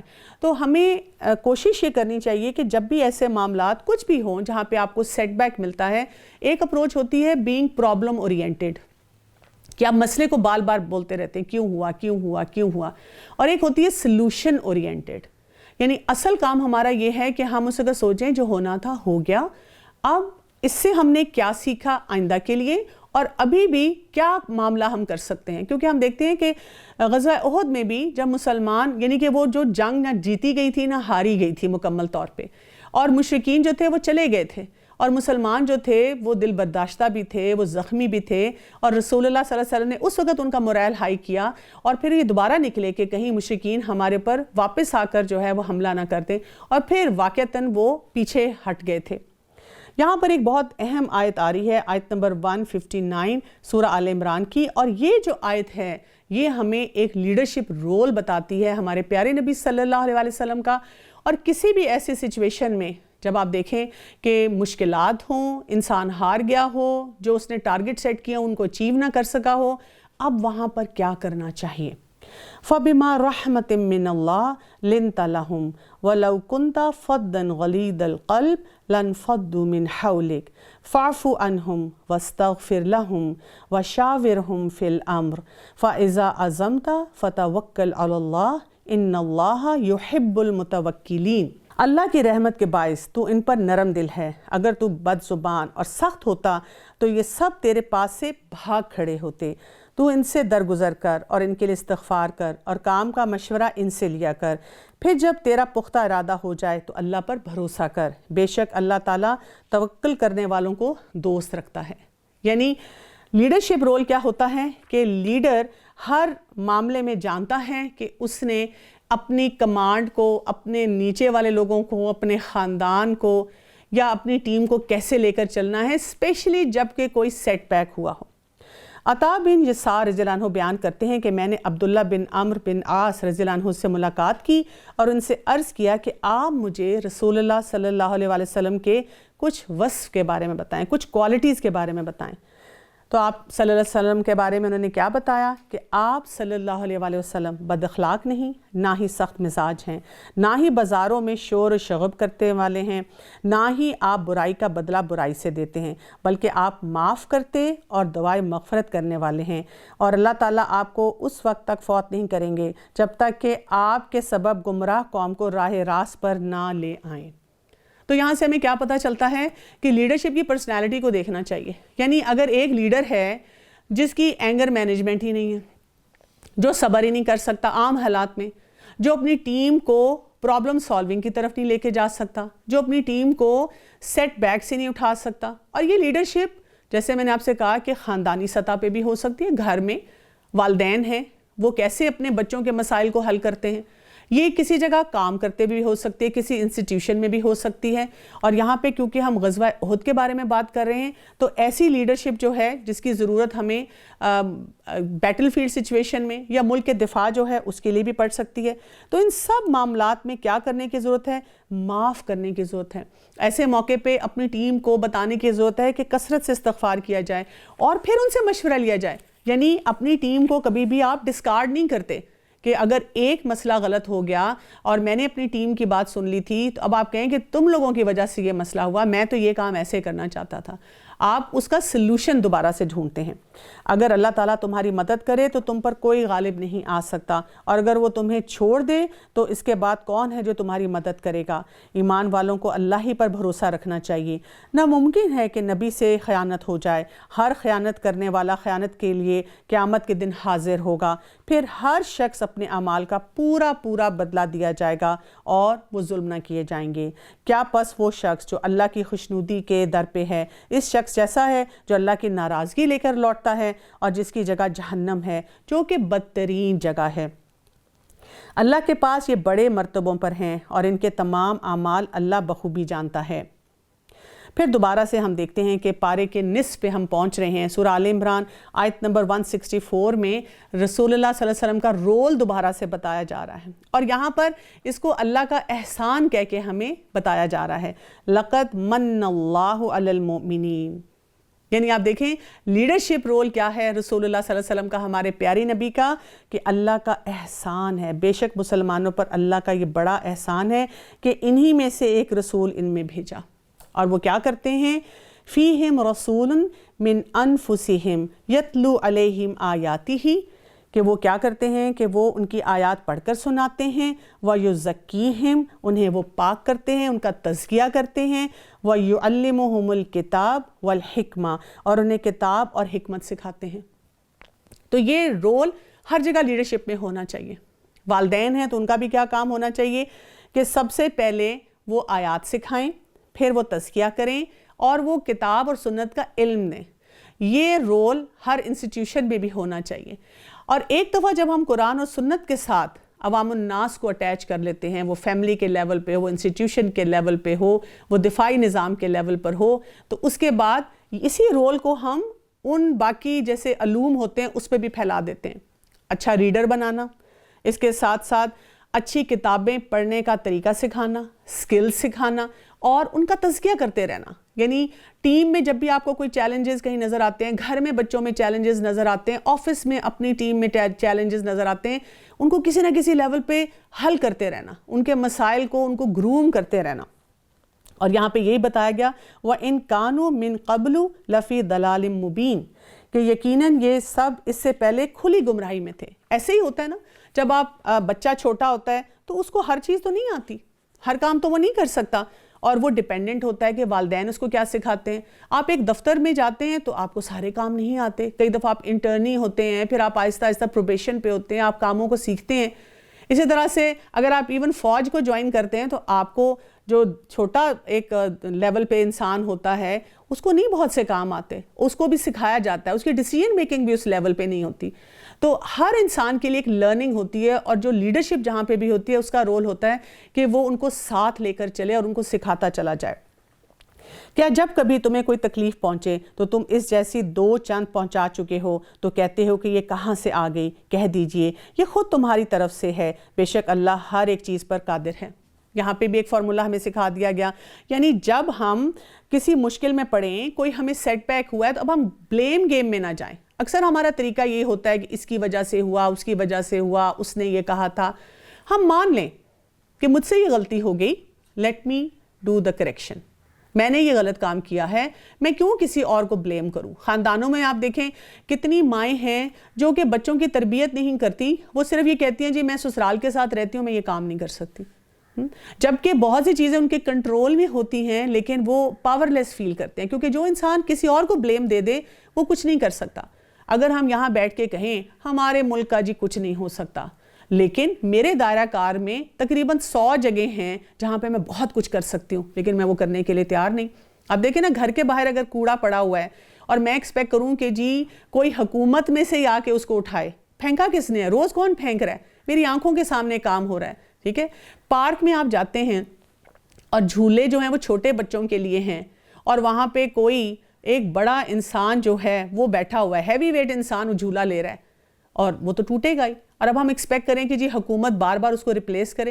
یعنی ہر معاملے میں ہمیں سوچنا چاہیے، چھوٹی چھوٹی باتیں ہیں اور بڑی باتیں ہیں جن کو ہم کر سکتے ہیں. اس کو کہتے ہیں اپنے سرکل آف جو کنسرن ہے، یعنی جہاں پر میں اپنا حصہ ڈال سکتی ہوں وہاں مجھے اپنا حصہ ڈالنا چاہیے، اور بلیم سے اپنے آپ کو بچانا چاہیے. اور تمہیں جو کچھ اس دن پہنچا، جس دن وہ 2 جماعتوں میں مدبھیڑ ہو گئی تھی، وہ سب اللہ کے حکم سے تھا. اور اس کے لیے اللہ تعالیٰ ایمان والوں کو جان لے اور منافقوں کو بھی معلوم کر لے کہ جن سے کہا گیا کہ آؤ اللہ کے راستے میں جہاد کرو یا کافروں کو ہٹاؤ، تو وہ کہنے لگے اگر ہم لڑائی جانتے ہوتے تو ضرور تمہارا ساتھ دیتے. وہ اس دن بنسبت ایمان کے کفر سے بہت قریب تھے اور اپنے منہ سے وہ باتیں بتاتے ہیں جو ان کے دلوں میں نہیں، اور اللہ خوب جانتا ہے جسے وہ چھپاتے ہیں. یہ وہ لوگ ہیں جو خود بھی بیٹھے رہے اور اپنے بھائیوں کی بابت کہا کہ اگر وہ بھی ہماری مان لیتے تو قتل نہ کیے جاتے. کہہ دیجئے اگر تم سچے ہو تو اپنی جانوں سے موت کو ہٹا لو. یعنی ایسے موقع پہ جب بھی ایک کیوس ہوتا ہے تو ہم جیسے بات پہلے بھی کر رہے ہیں کہ مختلف آراء آنی شروع ہو جاتی ہیں، اور وہ جو آراء آتی ہیں نا وہ آپ کو ڈی سٹیبلائز کرتی ہیں، آپ کے موریل کو ڈاؤن کرتی ہیں، آپ کو پریشانیاں دیتے ہیں. وہ سوچ جو آپ نے پہلے سوچی نہیں ہے. یعنی غزوہ احد پہ جاتے ہوئے وہ کہہ رہے تھے ہمیں شہادت چاہیے، ہم نے اس لیے جانا ہے، لیکن جب یہ کیوس ہوا اور بہت سے صحابہ شہید ہوئے اور منافقین نے جب ایسی باتیں کرنا شروع کی تو کچھ لوگ سوچ میں پڑ گئے کہ اچھا ایسے کیوں ہوا؟ جب اللہ کی مدد ہمارے ساتھ تھی تو پھر یہ معاملہ کیوں ہوا؟ کئی دفعہ لوگ کہتے ہیں نا کہ آپ قرآن پڑھنے والے ہیں تو آپ کی زندگی میں اتنی مشکل کیوں آئی ہے؟ یعنی اللہ سبحانہ و تعالیٰ کسی نہ کسی بات سے ہمیں سکھانا چاہتے ہیں. دوسرا، اللہ تعالیٰ یہاں یہ بھی بتا رہے ہیں کہ زندگی اور موت تو اللہ کے ہاتھ میں ہے. اللہ تعالیٰ نے جو وقت مقرر کیا ہوا ہے اس کے لیے اسباب بن جائیں گے اور انسان اپنے آپ کو روک نہیں پائے گا، تھام نہیں پائے گا.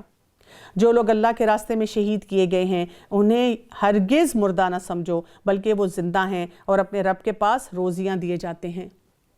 تو یہاں پر یہ بھی بتا دیا گیا وَلَا تَحْسَبَنَّ الَّذِينَ قُتِلُوا فِي سَبِيلِ اللَّهِ أَمْوَاتًا بَلْ أَحْيَاءٌ عِنْدَ رَبِّهِمْ يُرْزَقُونَ، کہ وہ تو رزق پا رہے ہیں اپنے رب کے سامنے۔ تو یہاں پر جو صحابہ جو تھے، جو شہادت کا ان کو رتبہ ملا، ان کے بارے میں ہمیں یہاں سمجھایا جا رہا ہے کہ جو شہید ہوتا ہے اس کا کیا سٹیٹس ہے۔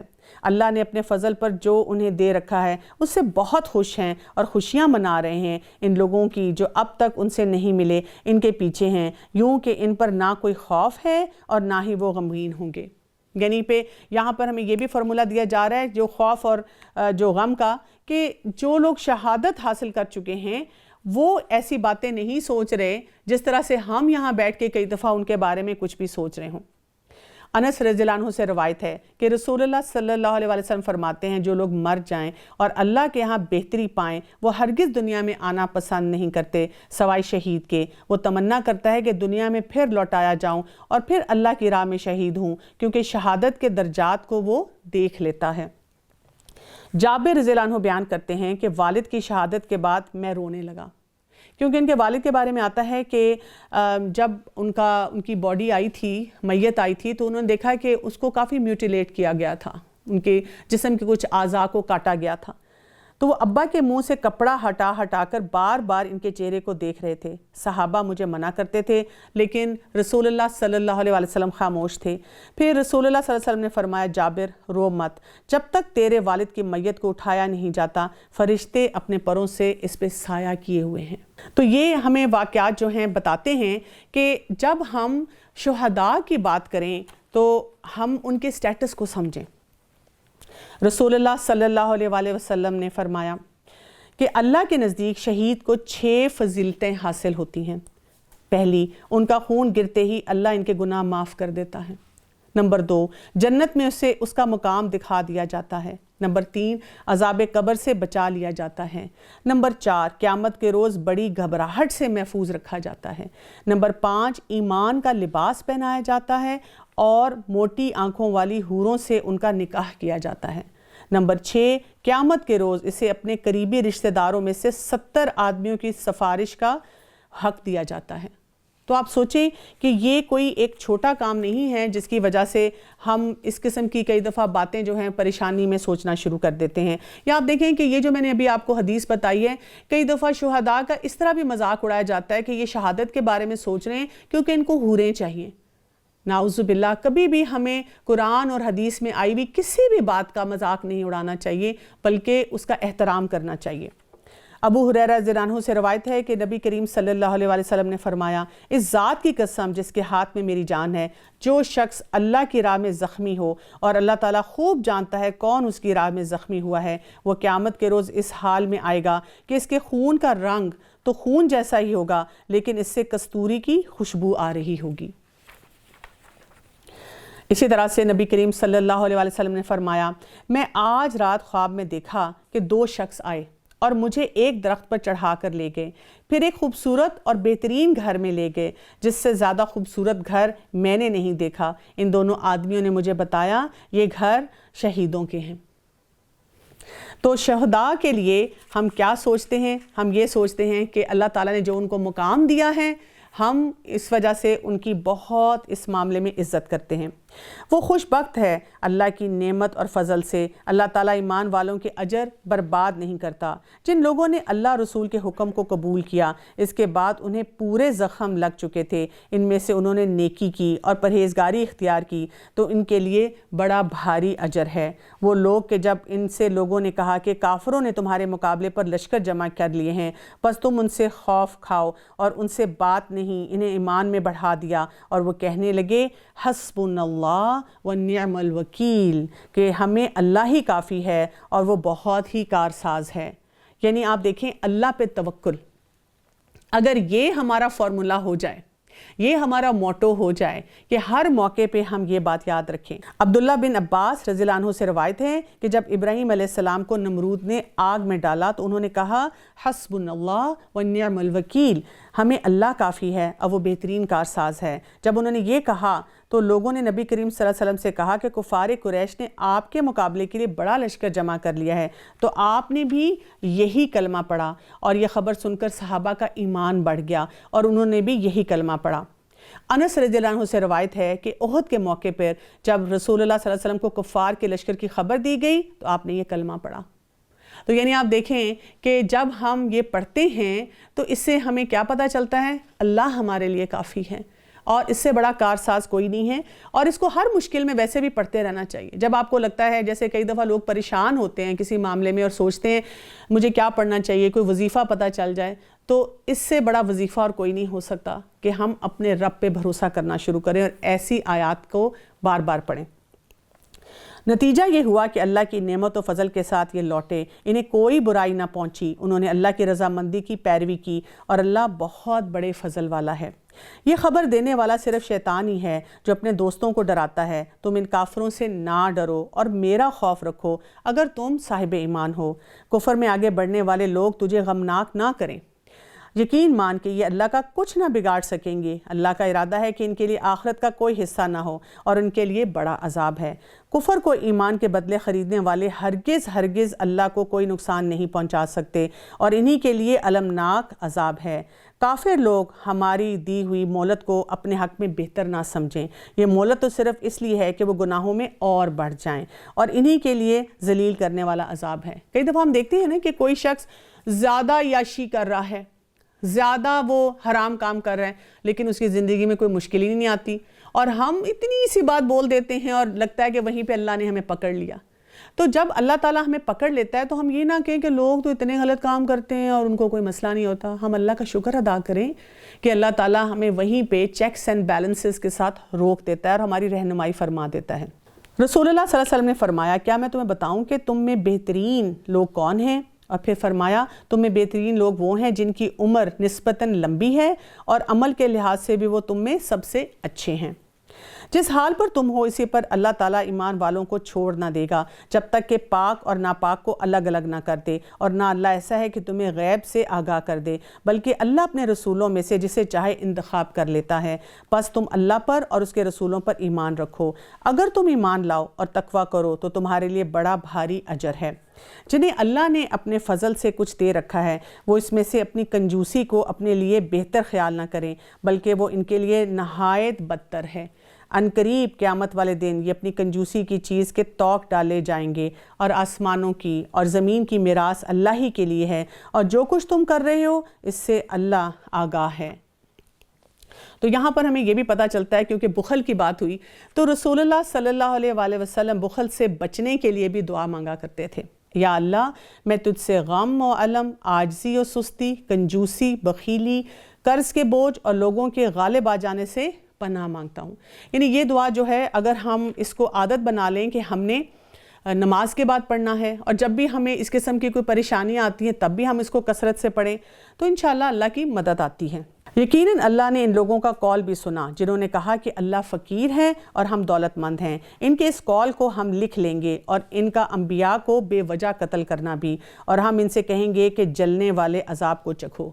یعنی لوگوں کے آپ کو پیٹرنز نظر آتے ہیں نا، پہلے وہ کیا کرتے ہیں کہ لوگوں کو تنگ کرتے ہیں، پہلے کیا کرتے ہیں پروپیگنڈاز کرتے ہیں، ذرا سا کوئی جب وکٹری ہو تو ساتھ مل جاتے ہیں، جب ڈیفیٹ ہو یا کوئی سیٹ بیک آئے تو پھر باتیں بنانا شروع کر دیتے ہیں، اور پھر ایسے معاملات کرتے کرتے اب نعوذ باللہ اللہ تعالیٰ کے بارے میں باتیں کرنا شروع کر دیتے ہیں، اللہ تعالیٰ کے سسٹم کو جو ہے وہ چیلنج کرنا شروع کر دیتے ہیں۔ یہ ہے بدلہ اس کا جو تمہارے ہاتھوں نے پہلے بھیجا، اللہ اپنے بندوں پر ظلم کرنے والا نہیں ہے۔ یہ وہ لوگ ہیں جنہوں نے کہا کہ اللہ نے ہمیں حکم دیا ہے کہ کسی رسول کو نہ مانیں جب تک کہ وہ ہمارے پاس ایسی قربانی نہ لائے جسے آگ کھا جائے۔ آپ کہہ دیجئے کہ اگر تم سچے ہو تو مجھ سے پہلے تمہارے پاس جو رسول اور معجزات کے ساتھ یہ بھی لائے جسے تم کہہ رہے ہو، پھر تم نے انہیں کیوں مار ڈالا؟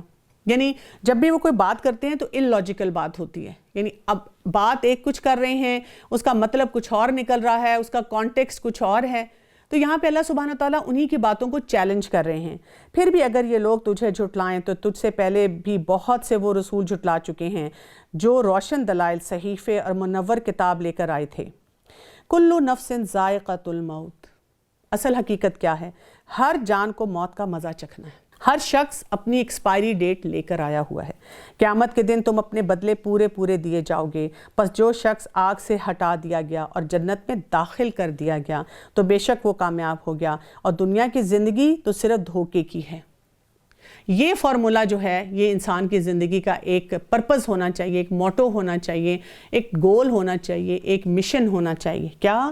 فَمَنْ زُحْزِحَ عَنِ النَّارِ وَأُدْخِلَ الْجَنَّةَ فَقَدْ فَازَ، کہ ہمیں کیا کرنا ہے؟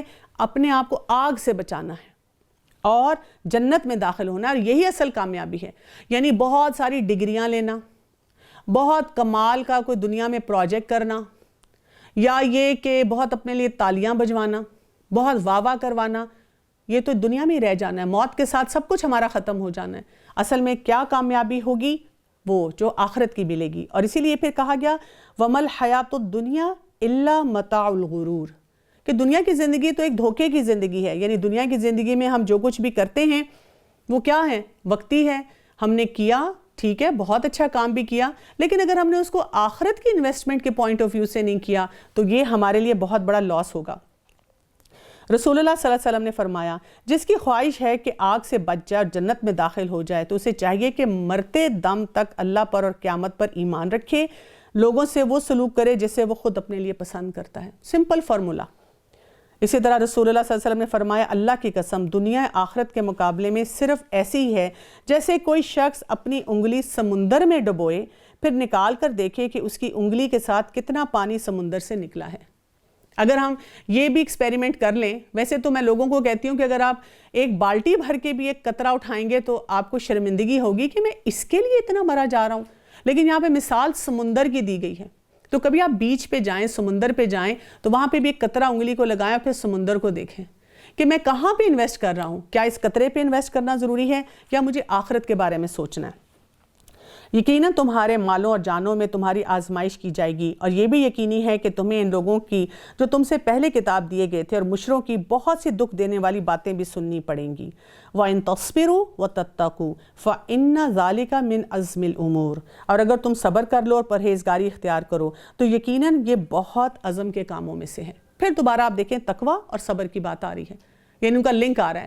یعنی کچھ لوگ ایسی باتیں بھی کہتے ہیں کہ آئی ایم ناٹ ڈٹرمنڈ، میں تھوڑا سا کام کرتی ہوں اور پھر گھبرا جاتی ہوں، یا میرے سے کنسسٹنسی سے کوئی کام نہیں کیا جاتا۔ جوش آتا ہے، کوئی ورکشاپ اٹینڈ کی، کوئی لیکچر سنا، کسی مینٹور کے ساتھ کام کیا، اور پھر دوبارہ سے وہی غلط کام کرنے شروع کر دیتے ہیں۔ تو یہاں پر اس کا ہمیں توڑ بتایا جا رہا ہے کہ تقویٰ اور صبر، یہ دونوں چیزیں ہم کریں گے، ان دونوں کاموں کو اپنی زندگی میں لائیں گے تو پھر ہمارے لیے کسی کام کے لیے ڈٹرمنڈ ہونا آسان ہو جائے گا۔ یقیناً تمہارے مالوں اور جانوں میں تمہاری آزمائش کی جائے گی، اور یہ بھی یقینی ہے کہ تمہیں ان لوگوں کی جو تم سے پہلے کتاب دیے گئے تھے اور مشرکوں کی بہت سی دکھ دینے والی باتیں بھی سننی پڑیں گی۔ اگر تم صبر کر لو اور پرہیزگاری اختیار کرو تو یقیناً یہ بہت بڑی ہمت کا کام ہے۔ اللہ تعالیٰ نے جب اہل کتاب سے عہد لیا کہ تم اسے سب لوگوں سے بیان کرتا رہا کر اور اسے چھپاؤ نہیں، پھر بھی ان لوگوں نے اس عہد کو اپنے پیٹھ پیچھے ڈال دیا اور اسے بہت کم قیمت پر بیچ ڈالا۔ ان کا یہ بیپار بہت برا ہے۔ یہ لوگ جو اپنے کرتوتوں پر خوش ہیں اور چاہتے ہیں کہ جو انہوں نے نہیں کیا اس پر بھی ان کی تعریفیں کی جائیں تو انہیں عذاب سے چھٹکارا میں ناصب سمجھ، ان کے لیے دردناک عذاب ہے۔ وَلِلَّهِ مُلْكُ السَّمَاوَاتِ وَالْأَرْضِ وَاللَّهُ عَلَى كُلِّ شَيْءٍ قَدِيرٌ، آسمان اور زمین کا مالک اللہ ہی ہے اور اللہ تعالیٰ ہر چیز پر قادر ہے۔ سورہ آل عمران کی اب ہم اختتام پر آتے ہوئے خوبصورت ترین آیات پڑھ رہے ہیں، اور ان کے بارے میں ہمیں یہ پتہ چلتا ہے کہ ہمارے پیارے نبی صلی اللہ علیہ وآلہ وسلم جب تہجد کے لیے اٹھتے تھے تو ان آیات کو پڑھا کرتے تھے۔ إِنَّ فِي خَلْقِ السَّمَاوَاتِ وَالْأَرْضِ وَاخْتِلَافِ اللَّيْلِ وَالنَّهَارِ لَآيَاتٍ لِأُولِي الْأَلْبَابِ الَّذِينَ يَذْكُرُونَ اللَّهَ قِيَامًا وَقُعُودًا وَعَلَى جُنُوبِهِمْ وَيَتَفَكَّرُونَ فِي خَلْقِ السَّمَاوَاتِ وَالْأَرْضِ ربنا ما خلقت هذا باطلا، آسمان اور زمین کی پیدائش میں، رات اور دن کے ہیر پھیر میں یقیناً عقل مندوں کے لیے بہت سی نشانیاں ہیں جو اللہ کا ذکر کرتے ہیں کھڑے بیٹھے اور اپنی کروٹوں پر لیٹے، اور آسمان اور زمین کی پیدائش میں غور و فکر کرتے ہیں، اور وہ کہتے ہیں اے ہمارے پروردگار تم نے کوئی چیز بھی بیکار پیدا نہیں کی، تو پاک ہے، پس ہمیں آگ کے عذاب سے بچا لے۔ یعنی یہاں پر یہ پتہ چلتا ہے کہ انسان غور و فکر کرے، اور غور و فکر کرنے میں ہم دیکھتے ہیں کہ جب انسان سائنسز پڑھتا ہے تو پھر کیا کرے، اس کو انٹیگریشن آتی ہو، اس کو ہر چیز کو اپنے رب کے ساتھ کنیکٹ کرنا آتا ہو۔ یہ میں نے دنیا میں بہت بڑا مسئلہ دیکھا ہے کہ ہم نے یہ تفریق بڑھا دی ہے۔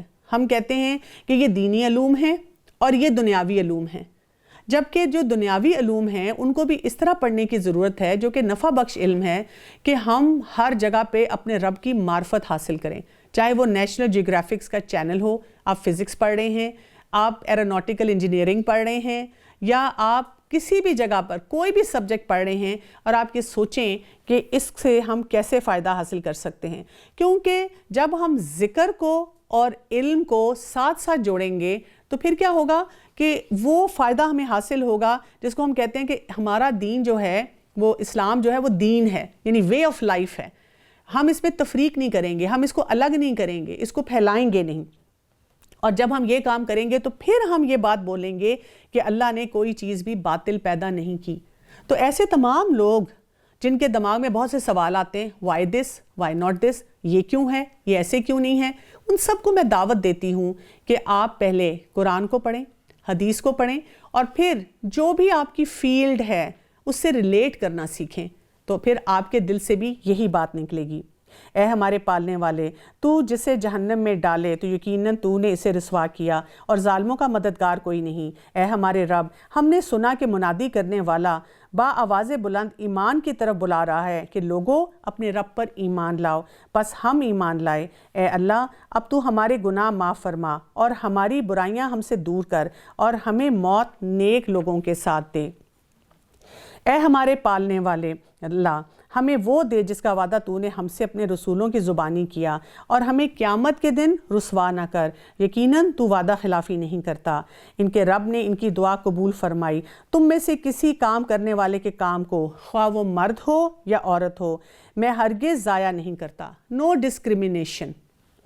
تم آپس میں ایک ہی ہو۔ بس وہ لوگ جنہوں نے ہجرت کی اور اپنے گھروں سے نکال دیے گئے، اور جنہیں میرے راستے میں ایذا دی گئی، اور جنہوں نے جہاد کیا اور وہ شہید ہو گئے، تو میں ضرور ان کی برائیاں ان سے دور کر دوں گا، اور بالیقین انہیں جنتوں میں لے جاؤں گا جن کے نیچے نہریں بہہ رہی ہوں گی۔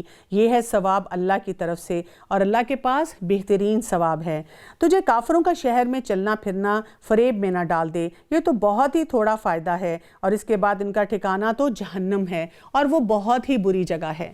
ہم دیکھتے ہیں کہ شہادت کے رتبے کے بارے میں بار بار یہاں پر ذکر آ رہا ہے، بار بار یہ بات آ رہی ہے کہ شہید، شہادت، اس کو کیسے ہم سمجھیں۔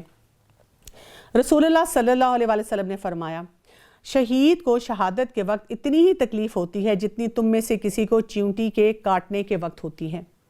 ایک اور حدیث میں آتا ہے کہ رسول اللہ صلی اللہ علیہ وسلم نے فرمایا، اللہ تعالیٰ کو 2 قطروں سے زیادہ محبوب کوئی قطرہ نہیں، اور 2 نشانوں سے زیادہ محبوب کوئی نشان نہیں۔ 2 قطروں میں سے پہلا قطرہ وہ قطرہ ہے جو اللہ کے ڈر سے آنکھوں سے نکلے، اور دوسرا قطرہ خون کا وہ قطرہ ہے جو اللہ کی راہ میں بہے، اور دونوں نشانوں میں سے پہلا نشان وہ جو اللہ کی راہ میں پڑے، یعنی جیسے کوئی زخم لگ گیا، اور دوسرا وہ نشان جو فرائض ادا کرنے میں پڑے۔ اسی طرح ایک حدیث میں آتا ہے، رسول اللہ صلی اللہ علیہ وسلم نے ارشاد فرمایا، اللہ تعالیٰ قرض کے علاوہ شہید کے سارے گناہ معاف فرما دیتا ہے۔ اور قرض کیوں نہیں؟ اس لیے کہ قرض جو ہوتا ہے وہ ایک مسلمان کا دوسرے مسلمان کے اوپر حق ہوتا ہے۔ سہل بن حنیف رضی اللہ عنہ سے روایت ہے کہ رسول اللہ صلی اللہ علیہ وسلم نے فرمایا، جو شخص اللہ عز و جل سے سچے دل سے شہادت طلب کرے گا، اللہ تعالیٰ اسے شہادت کے درجات عطا فرمائے گا، خواہ وہ اپنے بستر پر طبعی موت ہی مرے۔ یعنی کہ یہاں پر آپ دیکھیں کہ ہم میں سے ہر شخص کے اندر یہ جذبہ ہونا چاہیے، یہ احساس ہونا چاہیے۔ اور آج کے دور میں ہم دیکھتے ہیں کہ جہاں فتنے بہت زیادہ بڑھتے چلے جا رہے ہیں، تو یہ جو شہادت کا انسٹیٹیوشن ہے اس کو بھی شیکی کیا جا رہا ہے۔ یعنی کہ ٹیررزم اور ٹیررسٹ کی بات ہوتے ہوتے جو شہادت ہے اس کو بھی ساتھ شامل کر لیا گیا۔ تو ہمارے دل میں بہت کلیئرٹی سے ہمیں پتہ ہونا چاہیے کہ کہاں تک شہادت ہے اور کہاں پر کوئی فیصلہ ایسا کیا جا رہا ہے جو کہ ٹیررزم کے زمرے میں آتا ہے۔ لیکن جو لوگ اپنے رب سے ڈرتے ہیں ان کے لیے جنتیں ہیں جن کے نیچے نہریں جاری ہوں گی، ان میں وہ ہمیشہ رہیں گے، مہمان ہیں اللہ کی طرف سے، اور نیکوکاروں کے لیے جو کچھ اللہ کے پاس ہے وہ بہت ہی بہتر ہے۔ یقیناً اہل کتاب میں سے بعض ایسے بھی ہیں جو اللہ پر ایمان لاتے ہیں اور تمہاری طرف جو اترا اور ان کی جانب جو نازل ہوا اس پر بھی اللہ سے ڈرتے رہنے والے ہیں، اور اللہ کی آیات کو تھوڑی معمولی قیمت پر بیچتے بھی نہیں، ان کا بدلہ ان کے رب کے پاس ہے، یقیناً اللہ تعالیٰ جلد حساب دینے والا ہے۔ اب یہاں پر ہمیں وہی بات ہے کہ جو اہل کتاب ہیں اور جن کا فوکس درست ہے ان کی بات کی جا رہی ہے۔ ابو موسیٰ الاشعری کہتے ہیں کہ رسول اللہ صلی اللہ علیہ وسلم نے فرمایا 3 آدمیوں کے لیے دوہرا ثواب ہے، ایک تو وہ اہل کتاب جو اپنے پیغمبر پر ایمان لایا، پھر محمد صلی اللہ علیہ وسلم پر ایمان لایا، دوسرا وہ غلام جو اللہ کا بھی حق ادا کرے اور اپنے مالکوں کا بھی کرے، تیسرا وہ شخص جس کے پاس ایک لونڈی ہو جس سے وہ محبت کرتا ہو، اسے وہ اچھی طرح ادب سکھائے، پھر آزاد کرے اور اس سے نکاح کر لے، تو ان تینوں کے لیے دوہرا اجر ہے۔ تو یہاں پر آپ دیکھیں کہ خاص طور پہ 2 چیزیں پریکٹیکلی ہمیں بہت پیش آتی ہیں۔ اگر ایک انسان جو تھا وہ کسی اور مذہب میں تھا اور اب وہ اسلام کی طرف آیا تو جو کچھ وہ پہلے کرتا رہا ہے وہ کچھ بھی ضائع نہیں ہوا۔ اسی طرح سے کئی دفعہ آپ دیکھیں کہ آپ کسی کے کمانڈ کے انڈر ہوتے ہیں اور آپ کا باس آپ کو کچھ کہتا ہے کام کرنے کے لیے، آپ کا دل نہیں چاہ رہا ہوتا، لیکن اس میں کوئی غلط بات نہیں ہوتی ہے، صرف یہ کہ وہ جو طریقہ کار آپ کو بتایا جا رہا ہے، تو اگر ہم ان کے آگے سبمٹ کر دیتے ہیں کہ کیونکہ یہ میرا باس کہہ رہا ہے اور میرا سینئر کہہ رہا ہے اور مجھے مان لینا چاہیے، تو وہاں پہ بھی اب آپ کو دیکھیں کہ سسٹم میں کیوس نہ مچانا یا سسٹم میں بہتری لانے کے لیے، اسموتھ ورکنگ کے لیے جو آپ اپنی انا کو، اپنے نفس کو نیچے کر دیتے ہیں، اللہ کی طرف سے اس پر بھی ثواب ملتا ہے۔ اے ایمان والو، تم ثابت قدم رہو اور ایک دوسرے کو تھامے رکھو اور جہاد کے لیے تیار رہو تاکہ تم مراد کو پہنچو۔ سورہ آل عمران کی آخری آیات ہیں، آیت نمبر 200، اور یہ بھی ہمارے لیے بہت اہم ہے۔ یا ایھا الذین آمنوا اصبروا وصابروا ورابطوا، دوبارہ پڑھ لو۔ یا ایھا الذین آمنوا اصبروا وصابروا ورابطوا واتقوا اللہ لعلکم تفلحون۔ تو یہاں پر ہمیں جو بتایا جا رہا ہے ایمان والوں کو صبر کرنا، اور خالی صبر کی بات نہیں ہو رہی، کیونکہ جب ہم صبر کی بات کرتے ہیں تو اس میں کیا ہوتا ہے؟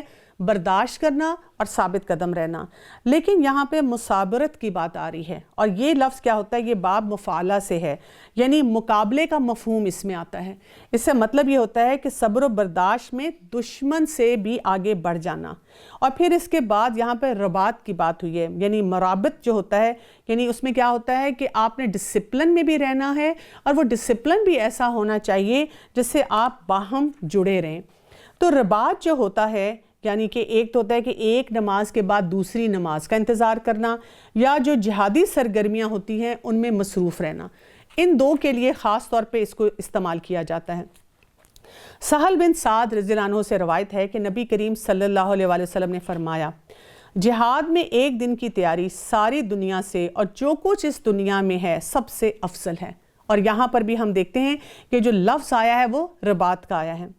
سلمان فارسی رضی اللہ عنہ سے روایت ہے کہ نبی کریم صلی اللہ علیہ وسلم نے فرمایا، ایک دن رات کی مجاہد کی تیاری 1 ماہ کے کامل روزے اور 1 ماہ کی کامل شب بیداری سے افضل ہے، اور اسی تیاری کی حالت میں اگر اسے موت آ جائے تو جتنے اعمال صالح وہ کرتا تھا سب کا ثواب اسے پہنچتا رہتا ہے، اور اللہ تعالیٰ کے پاس سے روزی اسے پہنچائی جاتی ہے اور فتنوں سے وہ امن پا لیتا ہے۔ یعنی وہ کون سا شخص ہے جو کہ تیاری بھی کر رہا ہے، جو کہ ڈیفنس لائن پہ کھڑا ہوا ہے، جن کو ہم فرنٹ لائن وارئرز بھی کہہ سکتے ہیں، جو کہ ہماری جو باؤنڈریز ہوتی ہیں ملک کی اس کا دفاع کرتے ہیں یا کسی ادارے کا دفاع کرتے ہیں۔ کئی دفعہ آپ دیکھیں کہ وہ دیکھنے میں کسی سٹیٹس والا انسان نہیں ہوتا، لگتا ہے کہ اس کو کوئی پہچانتا بھی نہیں ہے، اس کا نام بھی کہیں نہیں ڈاکیومنٹ ہوتا، کئی دفعہ اس کا جو جسے کہتے ہیں رینک بھی بہت نیچے ہوتا ہے، لیکن اللہ تعالیٰ کے نزدیک وہ شخص کتنا اہم ہے۔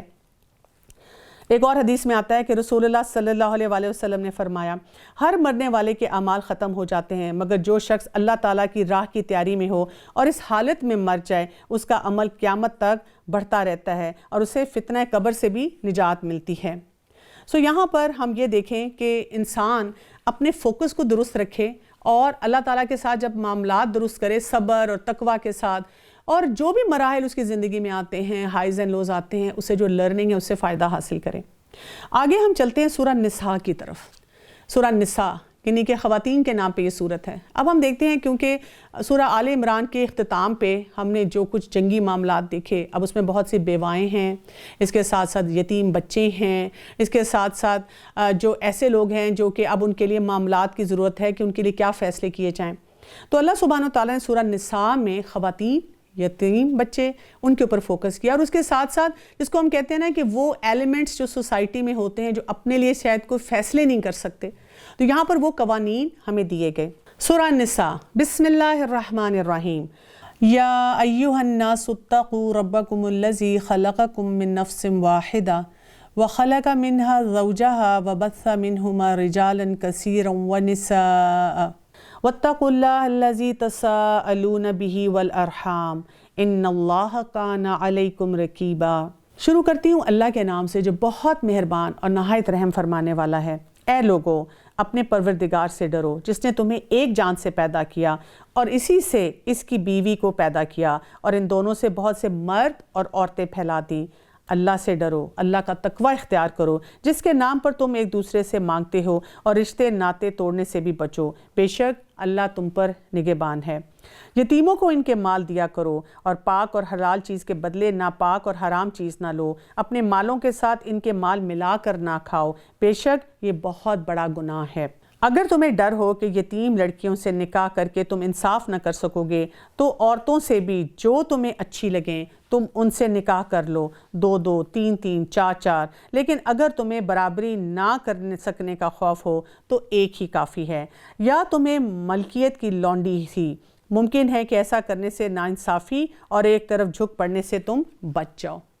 یہاں پر ہمیں بہت سے امپورٹنٹ میسیجز دیے جا رہے ہیں۔ پہلے تو بتایا جا رہا ہے کہ ہماری بنیاد ایک ہی ہے، جیسے ہم کسی نہ کسی کے بارے میں کہتے ہیں نا فلاں خاندانی اور فلاں خاندانی نہیں، تو الٹیمیٹلی ہم ایک ہی روٹ سے آ رہے ہیں۔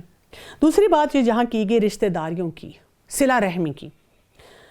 ابو ہریرہ رضی اللہ عنہ فرماتے ہیں کہ ایک شخص نے نبی کریم صلی اللہ علیہ وسلم سے عرض کیا کہ میرے کچھ رشتہ دار ہیں، میں ان سے رشتہ داری ملاتا ہوں مگر وہ مجھ سے تعلق توڑتے ہیں، وہ مجھ سے برا سلوک کرتے ہیں جبکہ میں ان سے اچھا سلوک کرتا ہوں، وہ مجھ پر جہالت کرتے ہیں جبکہ میں ان سے تحمل اور بردباری سے پیش آتا ہوں۔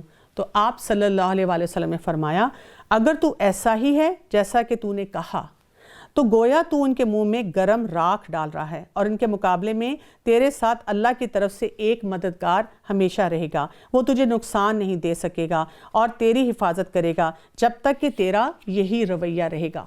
یعنی ہم نے صلہ رحمی کرتے ہوئے دوسرے کے ایٹیچیوڈ کو نہیں دیکھنا، ہم نے یہ دیکھنا ہے کہ ہم کیا کام کر رہے ہیں۔ اور اس پہ میں پہلے بھی بات کر چکی ہوں کہ ہمیں اگر لگتا ہے کہ کوئی ہمیں نقصان دینا چاہ رہا ہے تو اس جگہ سے بھی اپنے آپ کو بچانا ہے، لیکن کسی سے بھی جہاں صلہ رحمی کی بات ہے کٹ آف نہیں ہونا۔ اس کے ساتھ ساتھ یہاں پہ شادیوں کی بھی بات کی گئی ہے، اور ہم یہ دیکھتے ہیں کہ جو تعداد ازواج ہے یہ اجازت ہے، حکم نہیں ہے، کیونکہ آپ دیکھیں کہ جیسے ہی کوئی قرآن پڑھنا شروع کرتا ہے یا کہتا ہے کہ میں اللہ کے حکم کے مطابق زندگی گزار رہا ہوں تو پہلا لطیفہ یہ آتا ہے کہ اچھا جی پھر آپ دوسری تیسری چوتھی شادی کب کر رہے ہیں۔ تو ہمیں اس بات کو سمجھنا ہے کہ ابھی غزوہ احد ہوئی ہیں اور کتنی بیوائیں ہیں، بیواؤں کو سپورٹ سٹرکچر کی ضرورت ہے، یتیم بچوں کو بھی کفالت کی ضرورت ہے، اور ایسی تمام سچویشنز میں جو ہے مسلمانوں کو کہا گیا ہے کہ وہ بیواؤں کو سپورٹ سٹرکچر دیں۔ اس کے ساتھ ساتھ یعنی کہ گرل فرینڈ بنانا یا یہ کہ خواتین کے ساتھ صرف اپنا وقت گزارنا، ٹائم پاس کرنا اور پھر ان کو بالکل بے یار و مددگار چھوڑ دینا، یہ اسلام کا طریقہ نہیں ہے۔ اسلام میں یہ بتایا گیا ہے کہ اگر آپ ایک سے زیادہ بیوی افورڈ کر سکتے ہیں، کسی بھی وجہ سے رکھنا چاہتے ہیں، تو پھر آپ کو سیریسلی اس کی پوری اونرشپ لینی پڑے گی۔ نبی کریم صلی اللہ علیہ وسلم نے فرمایا جس شخص کی 2 بیویاں ہوں اور وہ ان میں سے ایک کی طرف جھک جائے تو روز قیامت وہ اس حال میں آئے گا کہ اس کا آدھا دھڑ گرا ہوا ہوگا۔ یعنی یہاں پر خاص طور پہ ہمیں بتایا گیا ہے کہ بہت کیئرفلی انسان کو ایسے معاملات کی طرف جانا چاہیے کیونکہ وہ اللہ کو جواب دہ ہوگا۔ عورتوں کو ان کے مہر بخوشی دے دیا کرو، ہاں اگر وہ خود اپنی خوشی سے کچھ مہر چھوڑ دیں تو اسے شوق سے خوش ہو کر کھاؤ پیو، بے عقل لوگوں کو اپنے مال نہ دے دو، جس مال کو اللہ تعالیٰ نے تمہاری گزارے کے قائم رکھنے کا ذریعہ بنایا ہے۔ ہاں انہیں اس مال سے کھلاؤ، پلاؤ، پہناؤ اور انہیں معقولیت سے نرم بات کہو، اور یتیموں کو ان کے بالغ ہو جانے تک سدھارتے اور آزماتے رہا کرو۔ پھر اگر ان میں سے تم ہوشیاری اور حسن تدبر پاؤ تو انہیں ان کے مال سونپ دو، اور ان کے بڑے ہو جانے کے ڈر سے ان کے مالوں کو جلد جلد فضول خرچیوں میں تباہ نہ کرو، کہ مالداروں کو چاہیے کہ اس مال سے بچتے رہیں۔ ہاں مسکین محتاج ہو تو دستور کے مطابق واجبی طور سے کھائے۔ پھر جب انہیں ان کے مال سونپو تو گواہ کر لیا کرو کہ دراصل حساب لینے والا اللہ ہی کافی ہے۔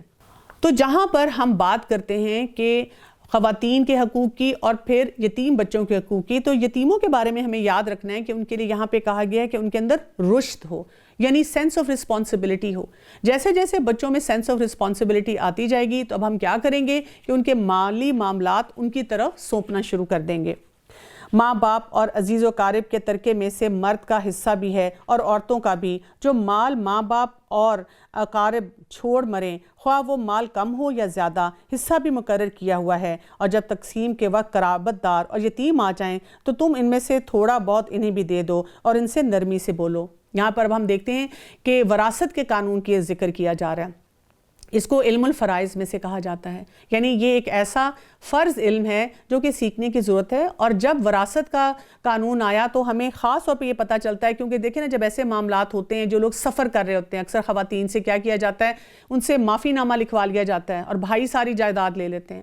اسی طرح سے آپ دیکھیں کہ اگر کوئی یتیم ہوتا ہے تو اس کی بھی جائیداد کے اوپر قبضہ کر لیا جاتا ہے، اس کا جائز حصہ جو ہے وہ اس کو نہیں دیا جاتا۔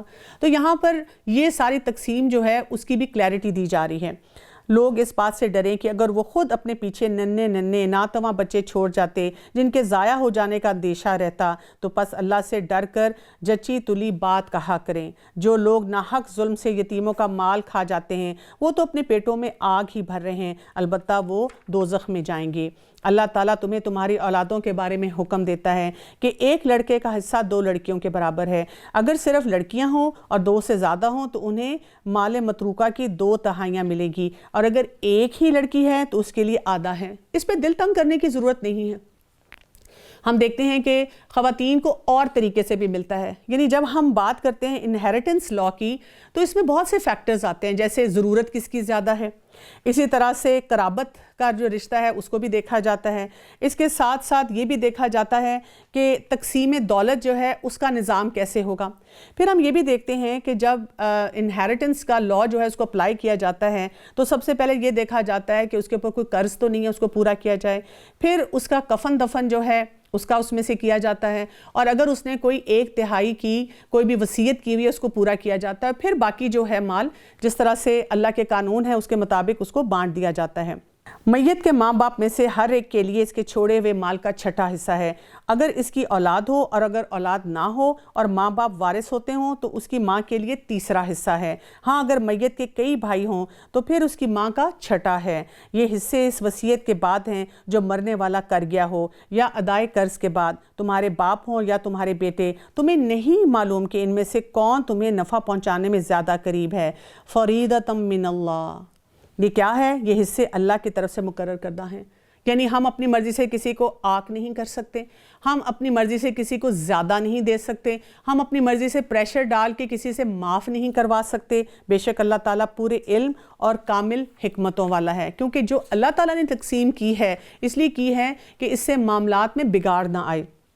تمہاری بیویاں جو کچھ چھوڑ مریں اور ان کی اولاد نہ ہو تو آدھا تمہارا ہے، اگر ان کی اولاد ہو تو ان کے چھوڑے ہوئے میں سے تمہارے لیے 1/4 حصہ ہے، اس وصیت کی ادائیگی کے بعد جو وہ کر گئی ہو، یا قرض کے بعد جو تم چھوڑ جاؤ، اور اس میں سے 1/4 ہے۔ اگر تمہاری اولاد نہ ہو اور اگر تمہاری اولاد ہو تو پھر انہیں تمہارا ترکے کا 8واں حصہ ملے گا۔ اب آپ یہاں دیکھیں کہ جب ہم کہتے ہیں کہ لڑکی کو کم کیوں مل رہا ہے، لیکن یہاں پہ اب وہ رشتہ بدل گیا تو وہاں پر اگر بیوی گئی ہے تو مرد کو بھی کم مل رہا ہے۔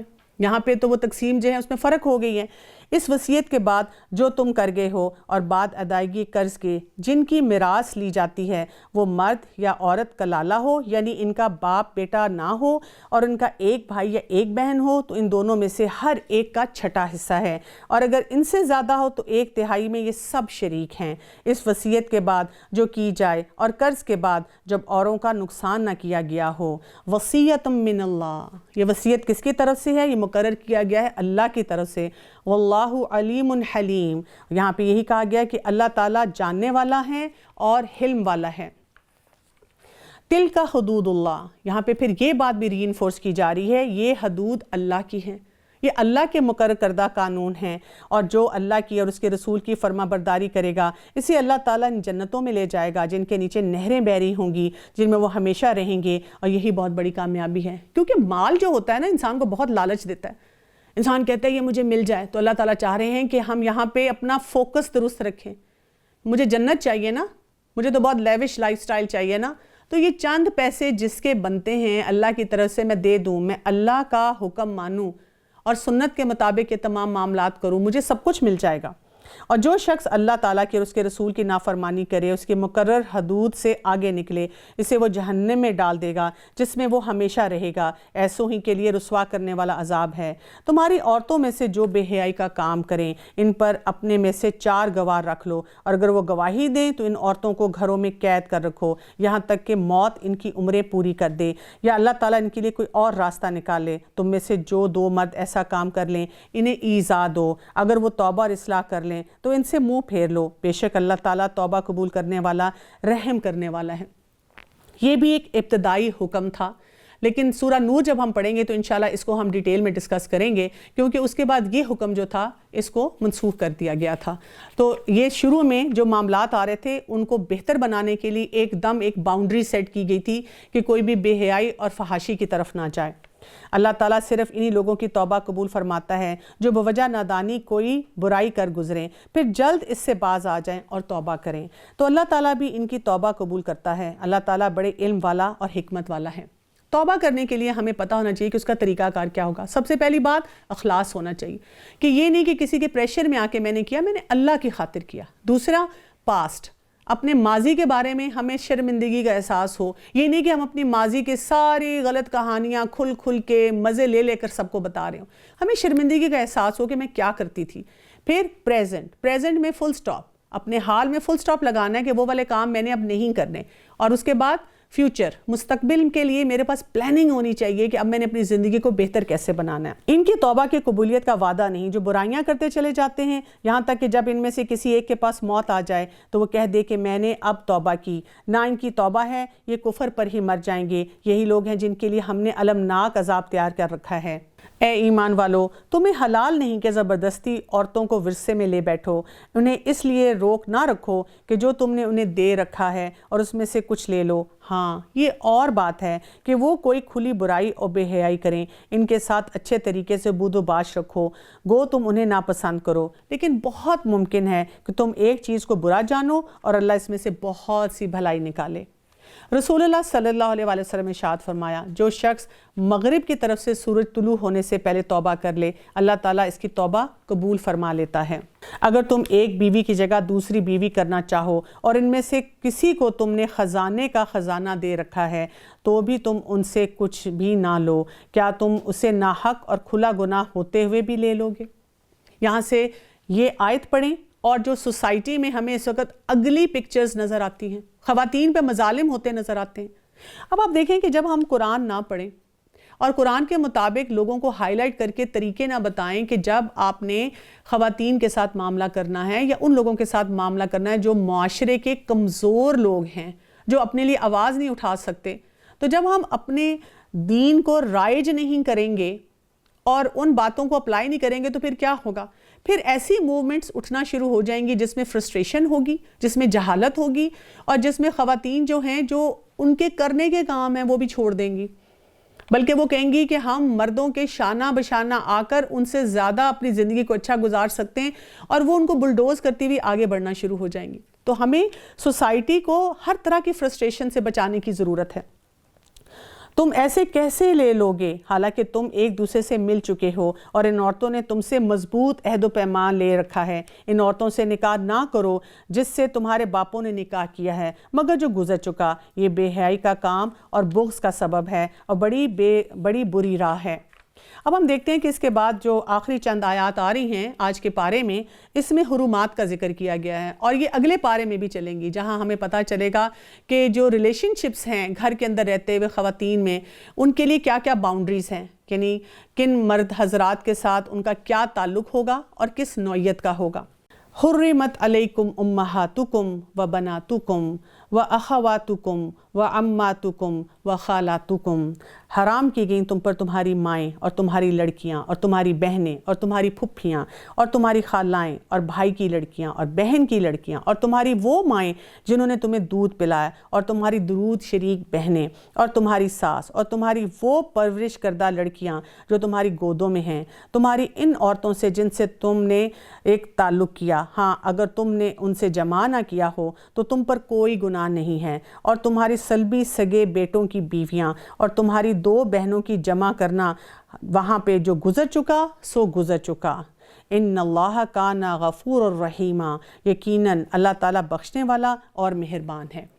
یہاں سے ہمیں یہ پتہ چلتا ہے کہ ہمیں اپنے خاندانی نظام میں بھی بہت کلیئرٹی سے یاد رکھنا ہے یہ جو رشتے ہیں کن کی کیا حد بندی کی جائے اور کن کے ساتھ کیسا تعلق کیا جائے۔ ہم دیکھتے ہیں کہ اس وقت اتنی ہمارے خاندانوں میں مشکلات ہیں، گھروں کے اندر ہی سیکشل ابیوز بہت زیادہ ہے، اور اس کے ساتھ ساتھ ہم دیکھتے ہیں کہ معاملات میں بگاڑ کتنا زیادہ ہو چکا ہوا ہے، اور سوسائٹی میں اور میڈیا میں بھی پھر ان باتوں کو عجیب طریقے سے پریزنٹ کیا جاتا ہے کہ لوگوں کے ذہن میں رشتوں کا وہ تقدس ہی نہیں رہا۔ تو انشاءاللہ اس پر ہم نیکسٹ پارے میں بھی بات کریں گے، لیکن یہاں تک ہمیں جو باتیں سمجھ آئی ہیں ان کے اوپر ہم غور و فکر کریں اور اپنے رب سے بہت دعا کریں کہ ہمیں تقوی اور اس کے ساتھ ساتھ صبر اور جو اللہ تعالیٰ نے اس صورت میں اور ان آیات میں ہمیں جو کچھ سکھایا ہے ہم اس پہ عمل کرنے والے ہوں۔ وآخر دعوانا ان الحمد للہ رب العالمین، سبحانک اللہم وبحمدک، اشہد ان لا الہ الا انت، استغفرک واتوب الیک۔ السلام علیکم ورحمۃ اللہ وبرکاتہ۔